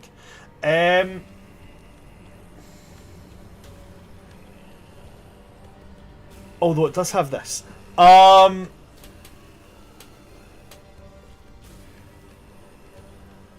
Okay. Everybody in the room, everybody within the same 20-foot space, which is everybody except Faulkner, needs to make a DC. I was about to tell you the DC there. That was bad. Needs to make a Constitution saving throw as this dragon is going to inhale the smoke from the flames around it, and is going to exhale the cloud of smoke over you all. I need Constitution checks. I'm just going to jump to the bathroom very quickly. I'll have earphones, so I'll be able to hear these. Oh, that's bad. Ah. Remember, if you're near me, you get +5 to saving throws. I don't know if I'm near you. The first time I think I rolled. I don't think you are near me. Yeah. I think I may be. Well, I may have done okay on that. We'll find out. I really hope I'm in the clear, otherwise we're all screwed, because I rolled a 34, so... Hopefully that's enough? Hopefully that's enough. I sold my soul for this, bitch. Oh my okay? god! What a rude. 34. Yeah.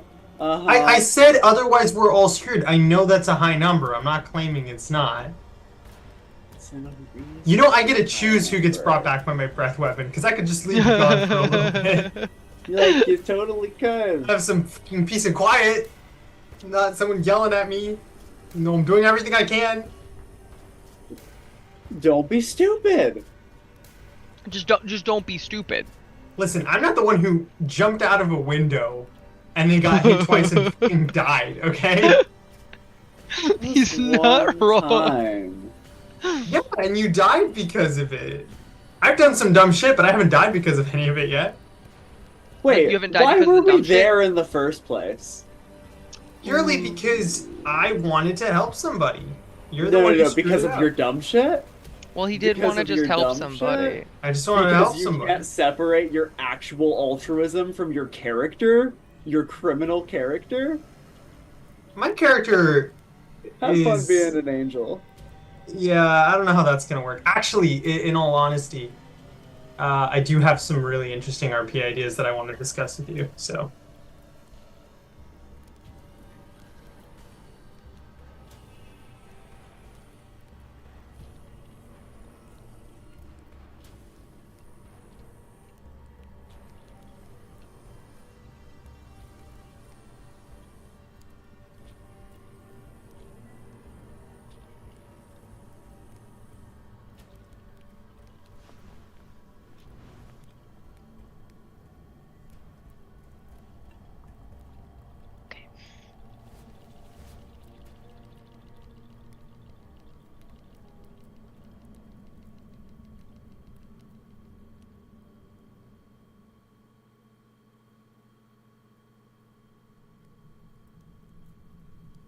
So, got No, got that resurrection breath ready? No, actually I don't. Hasn't recharged. Yeah, I hope it recharges, because I've yet to get it back. Yeah. Keep working on that. How do you get it back? Roll a d6 at the beginning of every turn and hope you get a Fucking 6. get it together, Dan. Okay, I'm trying. I'm really trying. Yeah, if you want the breath Not trying weapon hard back, enough. If you want the breath weapon back at the beginning of your turn, you roll a d6, and if you get a 5 or a 6, you get your breath weapon back. Okay, so con saves. I heard that Lane had got a 34. That obviously passes. 30, Yeah. 33 should also obviously pass, right? Would you believe me if I said you're not? Nah, I'm totally kidding you. I got a 10. 10. Right? Okay. No, for real. 17. 17. Okay. So, so far everybody except Talus has passed. Bitch. You can take it. It's No, fine. you can take it. Yeah, you say that. So that's caught. Someone was just bragging how they were at full life. Hey, Faulkner fuck off! This never passes. happens to me. It happens to you all the time. Faulkner passes. Dillman passes. You think I'm at full life? I said it Mine's- always happens to you, but not me. It's a con save, so Topo can make. Topo is actually immune to it. Okay, Oh, so guys. as they fill this cloud of gas into the We room, can only do so much. as everybody starts coughing and spluttering, Talus, you take an inhale of it, just from the sheer fact of placement, or whether you didn't know it was there, or whatever. And as you do, you feel this burning, acrid sensation down your throat, as you are now poisoned. That's some bullshit. You have disadvantage on attack rolls and ability checks. Now, specifically, what this says here on this particular lair action is while you're poisoned in this way, you are also incapacitated. So you cannot take actions or reactions. That's some bullshit. Okay. Good luck, guys. I can't help you. At which point it's going to go to Delman. Delman is going to roll to recharge, see if he gets back his tentacle. He does get back his tentacle. And he's going to use it. Because it's the best shot he's got.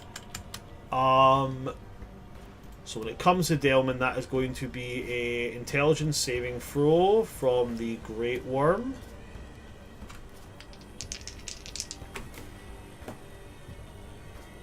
That's going to be a 15, which I do believe is a failure. It is a failure, so he's going to take the full brunt of 4d8 cold and 4d8 psychic. 2, 3, and 4. So we got 4d8 cold. 8 and 7 makes 15. Plus 4d8 psychic.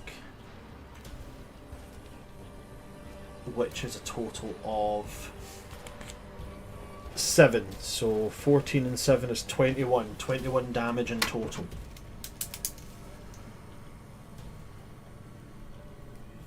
Then he'll use half his movement speed to stand up.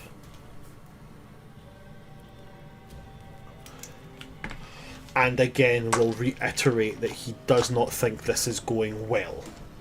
But this is done more through like a general kind of like narrowing of the eyes at every one of you. But he does not turn and I don't run know, as Delman, of get it together. now we come to... yeah. Now we I think come we're a little past trying to bail out at this point. maybe a little bit. Hold on, a character's about to live or die. Now we're going to roll Topo's death saving throw.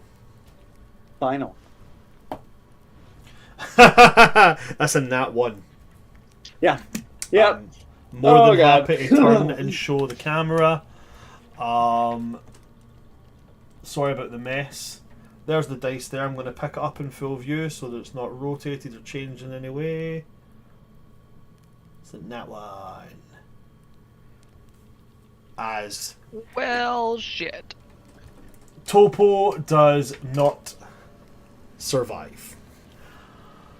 There's a brief moment where, as he's on the ground, he's kind of groaning in this unconscious state, and then there's a kind of cough, and then there's just a very, you know, that way that like a death rattle's almost audible through anything. It's just one of those sounds that just cuts through everything, and you just hear that kind of like exhale, and you see his large rounded body sags, and he just stops moving. There's no rise of the chest, there's no movement as he inhales. As Topo, the monk, comes to an end. It comes to you now, Silas.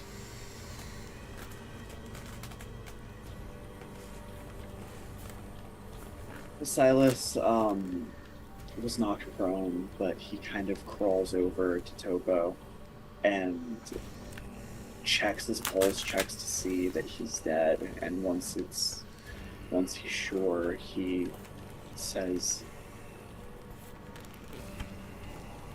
"I'm so sorry, I told you I was gonna get you out."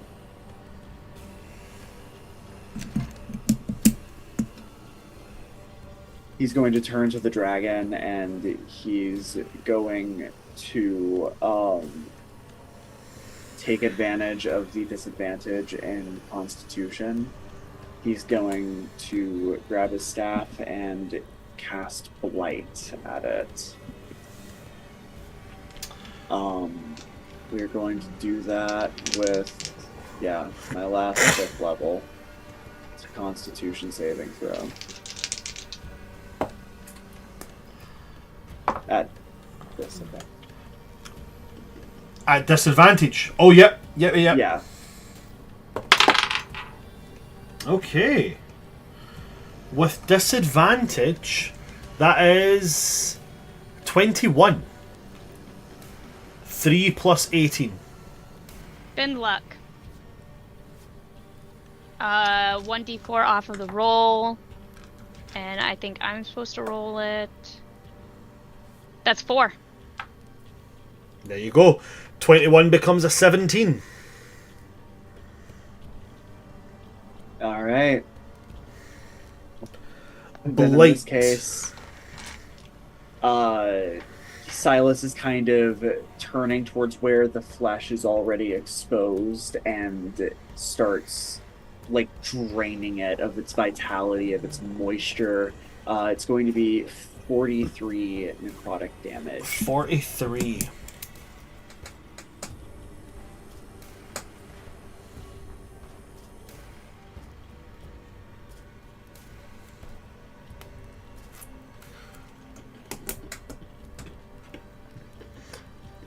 As you drain out the moisture, scales crumble, crack, and fall off of the face, leaving this patch of pale, desiccated, red, dry skin.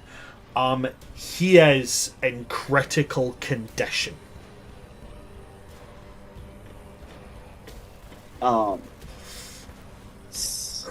After doing that, Silas's starry form is going to shift back into the archer. Mm-hmm. And he's going to try to fire at that same patch that he has just been disintegrated, withered, cracked. So, are you making a called shot on that? Can I? Oh, wait, no, this is a bonus action, isn't it? This is a bonus You action. can't make I it thought as that a was an bonus action, I'm only. afraid it's action. It's a full action Yeah. to do that. So yeah, no, that's more of a flavor thing than anything. No But worries. he's going to be targeting that area, and just going to be 14 plus 12 for a total of 26. 26 will hit. So you fire forward this radiant bolt of magic, and it hurtles forward and strikes into that same area. It's now scorched and burned with holy magic, or divine magic, celestial magic, whichever way you want to put it, onto his face. And that's going to be 17 radiant damage.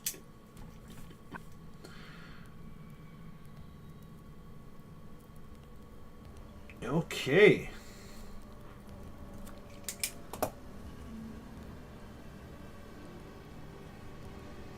Fantastic. Very well done, Silas. As that crashes in and that magic burns through his flesh, it grits. Turns his head to look at all of you and is like, I have had enough of playing. Legendary action, please. Cool, go for it. So I'm Puny I'm God! prone. Just Puny got him. He's about to say, I've Yeah. had enough. Yeah. Puny got him. So I'm prone, so I'm rolling a disadvantage. Yeah. If you're making an attack from there, yes. Okay. Oh, damn. Oh, that's bad. I rolled Damn. I rolled a 2 and a 1. Fuck. Okay. Yeah, that's not gonna do it. That's a 20. Okay, he gets to resume the monologue now. Hold Yeah, on. sorry. I tried to bite him. I tried. Yeah, it's fair. He's not going to resume the monologue. As you swing your tail, it grabs the tail again and shoves it into the ground. But as it shoves it into the ground, it keeps his hand pinned there, and then he says, "Enough is enough," and he inhales, and then he's going to use the fire breath. So, dex saving throws from everybody. Eh. Tal's just like that. So there is this gas in the area as well. Okay. To be clear on that. So Talus, you're choosing to fail. Oh, there's like the gas is sticking around. Yeah, it hangs around until the next initiative count of 20. Or I'm going to read this word for word. Or it's ignited. Or unless blown away by high force winds or combusted by an open flame. I am not going to read any of the further effects on that one. So here's the thing, is I am worried, but Talus is like, your fire hasn't touched me yet, bitch, let's go. So yeah, no. She's Okay. still just like, fuck around, It's like, let's fuck go. it, let's do this. Okay, cool. Igniting a gas that is flammable begs the question of whether it actually does fire damage or if it does force damage from the sheer combustion explosion. Yeah. That's Or both. That's or the boat. It's probably both. Why Maybe. not both? Porque no no los los dos? dos. There you go. Hey. Is it She gets por it. qué no los dos? Yes. Sí. Porque no los dos. Okay, so yeah, dexterity saving throws, people. Done. You said it so final, like I'm done. I already rolled it as soon as you said dexterity saving throw. I was like, all right, Okay. looks like we're doing it. So I only need to roll for Delman and Minsk. Yeah. Minsk, hooray! Delman. Minsk no, not hooray for Minsk at all. So Minsk gets a 16, Delman gets a 4. Leonid, 18. 18. Jacek, 23. 23. Let me just double check. Nope. Talus. Nope, she didn't do the save because Oh, she's yeah. cocky. Silas. 9. Oof, buddy. Okay, so let me just grab the dices that I needs for this.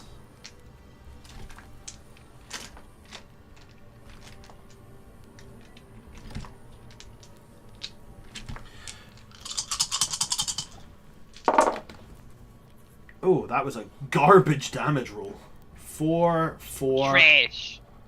and I nudged that to a 12, but it was also a 4. So 4, 4, and 4 makes 12, plus 3 is 15, plus 1 is 16, plus 1 is 17. Roll the 6 again. Okay, that's a bit more up to standard here.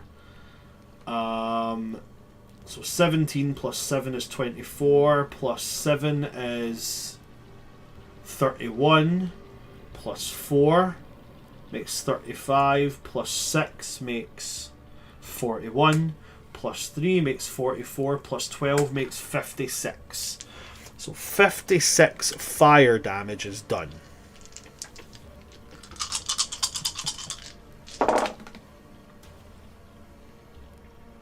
(11, 22, 32, 31, 33.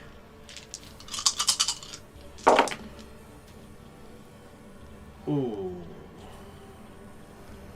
35, 37, 41, 50. That's enough slices! 74. So 52 fire damage, and then for those within the pocket of gas, that'll also be Silas is 74 dead.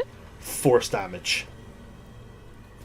Is Silas dead or unconscious? Unconscious. Right. Unconscious with 2 fails, though. So this is all in the one. Why is it? This is all in the one. Oh, do they? So they don't count as separate? Breath incineration. No. The explosion is coupled in as part of the. If something is ignited, it goes bang. So And no, what was this the is total all again? the one. So 54 and 70. It was either 54 and 72 or 52 and 74. It's going to 52 equal the and same 74. number. 52 and 74. So that I is only take the 74. 126 in total.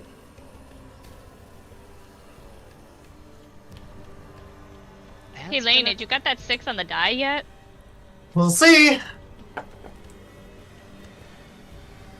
So, Delman down. Minsk down. I'm just double checking if I have anything to stop me from going down. I don't think so. Have I completed the banish yet or no? We are currently on. Yeah, because so you had 30 seconds left, then we had one round of combat, which was 36, then we had about 12 seconds between while he was tearing the head off the dragon. 36 plus 12 makes 50... No, I thought it makes 48, and then we've had 2 rounds of combat before this one. So yeah, you were finished at this point. Okay. So she is sent back to her realm. I am dropping, because I don't got shit to keep me up, and I wouldn't have kept that concentration. Okay. Ooh.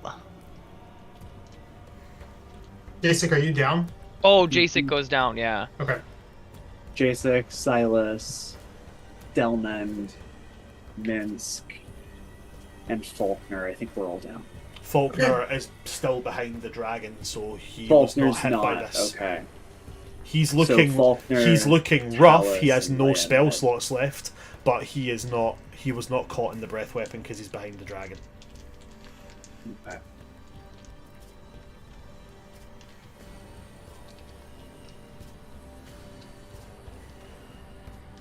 That moved to my turn. Yes, that does move to your turn Okay. now, Leonid. So, end of its turn, I'm going to make my last legendary action, Okay. which doesn't hit because that's a crit. My turn.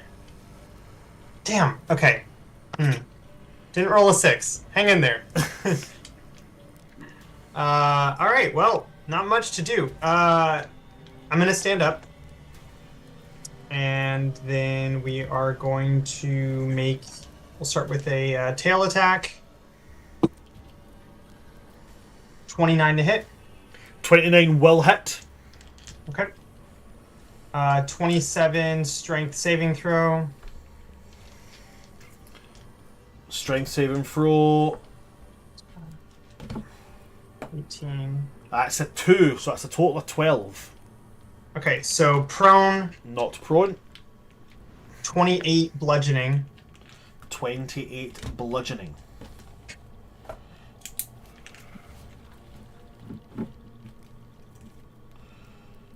Claw attack. Claw attack. That's going to be... You have advantage on the attack roll because it's on the ground. Let's see... 20... 38 to hit. I'm assuming that's... We're in the clear there. 38. 38 hits. That's... Okay. So that'll be...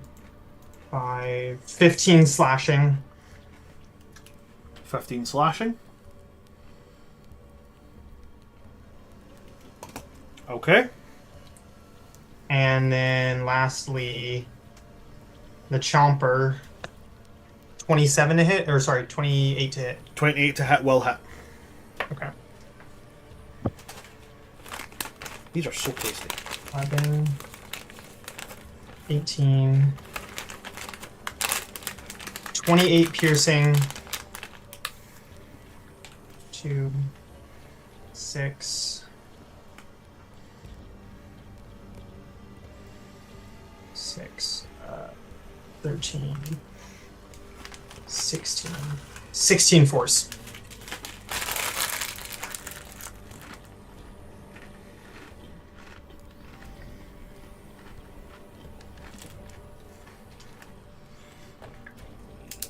Okay.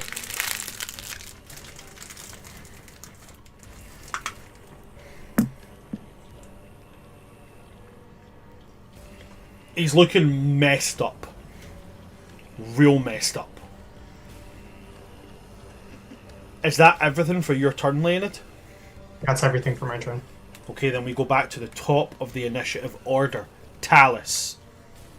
I'm still immobilized, right?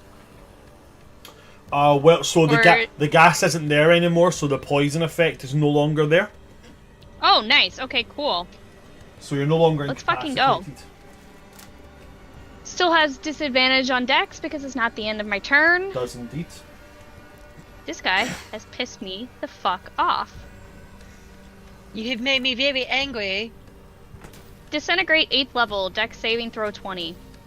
Dex saving throw of 20. He does have a And deck. I have just enough. He does have a saving. So He does have a saving throw modifier of +10. So we're gonna Yep, see. I have enough sorcery points. He gets 2 off of his saving throw. And still at disadvantage. So the first roll is a 12, meaning that his deck save is a 20. Second roll is a 6, which brings it down to a 4 for a total of 14. Great. So roll your damage. 97 force damage. 97 force damage. Yes. Okay.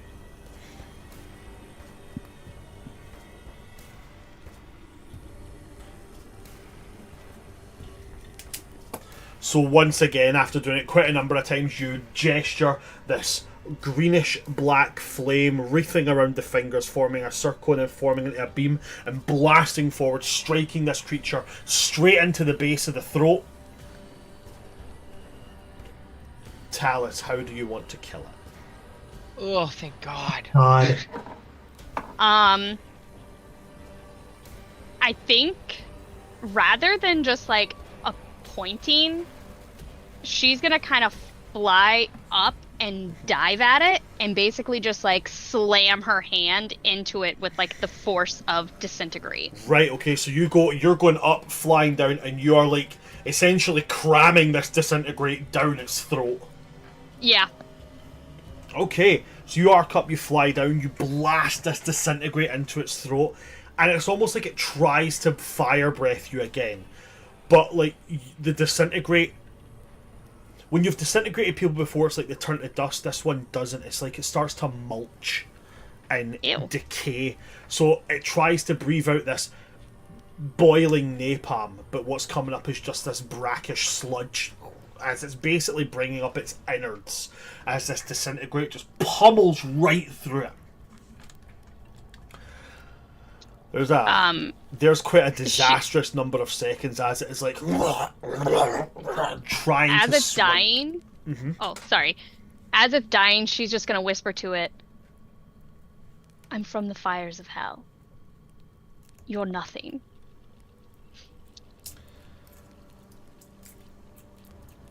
Its eyes go wide as it feels something it hasn't felt for eons, for millennia. The end starts to creep up on it.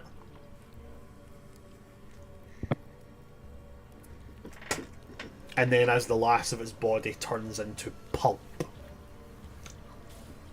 eventually the flesh around the eye dissolves into the socket. The eyeball pops and also falls into this hollow skull. Gross. But we love to see it. As Ephelimon, the Crimson Tyrant, has been defeated. Ooh, guys, that was fun. Just a minute, because we now also have Silas, Jacek, Delman, Minsk. Is it just All me landing in unconscious. Faulkner alive? All awake. But we are also coming to, as we started late, we're coming to our cut-off point. So I am going to... I'm going to leave you with us the... unconscious. I'm going to leave you unconscious. Because Because I believe this is the first time that these guys are ever facing their run-in with death. our mortality. I did that once, thank you. We Ah, don't need this again. well, we are Welcome going to the club. We are going to leave it there because we're coming up on our cut-off time. So I'm going to leave my players with this little cutscene. In some deep room in this place, a being in this long blood-red gown with this slick blood-red skin and red hair falling in volumes is bound to a table with arcane chains. As over them stands this Githyanki woman. murmuring in this abyssal tongue, chanting the language of death. And as she does so, these glyphs start to mark its way across this red woman's crimson form. And as these runes start to appear, blood starts to weep out of them, but it doesn't pool like blood usually does. No, it comes off in thin tendrils and starts to make its way towards this Githyanki woman. As Vlaakith begins her ritual. That is where we will end today's session. Thank you very much to all my players, and thank you to everybody that came to see us. Again, to reiterate, tomorrow, 5 PM CST, we have our Dragon Age character creation and potentially beginning. We'll see how the players feel. So if you are not doing anything tomorrow and you want to see a new TTRPG that isn't D&D, isn't anything like that, you should come along and check it out. It's a great system. And if you like what you've seen today, check out all of our other socials. We are not currently being active on Twitter for safety reasons. So we are more active on TikTok, Blue Sky, and Threads right now. So do go and check out all of them. Everything is at World Tree Quests. If you like to see what I do stuff on TikTok. If you find any of my other social medias, no you didn't, because my mother will hit me with a frying pan. So I'm going to move on to my cast and allow them to plug themselves. Dan, is there anything you would like to plug at all? Yes, I think, as far as I know, we're playing this Sunday for the Academy, which is a very lovely, a little bit slower paced campaign where we're actually about to have a class on, it's not arcane, Elemental magic from a dragon that hopefully won't, I'm sorry, I'm very tired, hopefully won't end in us fighting or killing a dragon. So tune in for that, and you can see Charlie playing an even sassier version of himself. And yes, I know, it is actually possible. Thank you very much for that. Dan, moving on to Gil, anything you'd like to plug at all? Some holes, yeah. No, I am a part I'm all of the way. Lunar I mean, it's pretty big, but I'm all the way over the ocean, man. Sorry. Didn't know we did that on the stream. Hey, Okay. he asked me anything. He asked me anything I want to plug, and I was like, all right, we'll see what it is. I'm a part of Loaded Dice Adventures. It's a D&D stream on Monday nights on Twitch. You can check us out 7:30 p.m. CST. Having a lot of fun with it. I'm trying to remember the last thing we did. A lot of shenanigans. Just come check it out. Hopefully we don't mess everything up. But I think the plan is we just got back home. We're going to try and sail to where we need to go. So it'd be a great time to check out. Fantastic, thank you very much. Go and check them out. It's a great group over there at Loaded Dice. They're very, very fun. Thank you, Gil. Moving on to Ruthie. Ruthie, is there anything you'd like to plug at all? Except Gil's holes? Nah. You said no. Sorry. Coward. No, I'm just here on Friday. No problem. And last and most certainly not least, Charlie. Anything you would like to plug at all, buddy? Dan pretty much covered it. Welcome to the Academy on Sunday, where I play basically a redeemable version of Draco, not the actual version of Draco. So He's a garbage human being that doesn't deserve anything good. Like, kinda. I mean, like, kinda. You said it, not me. But anyway, yeah, I'm very excited for that. It's been a hot minute since we've been able to play, just due to the true BBEG of D&D scheduling. And now we're getting the chance again, so we're going to get back into it. Good times. And yes, especially after this week, I can be even sassier. It knows no bounds anymore. Can't wait to be the target of that. Unhinged. Yeah. Fantastic, thank you very much for that. If that's for everything from my players, it's everything from me, so that's everything from us. Thanks for coming to see today, folks. I've been your DM of Doom, Son of Asgard, or World Tree Quest here on TikTok, Twitch, and YouTube. With me today, we have had Just Dan, we've had Big Gilly Styles, we've had Ruthless Rogan, we've had Charlie 182.0 from all of us here at World Tree Quest. Good night, stay safe. Please, please, please don't breathe in any noxious gases, especially not around any open flames. It can lead to possible draconic death. Also, do not pull a finny. Good night, folks. Good night.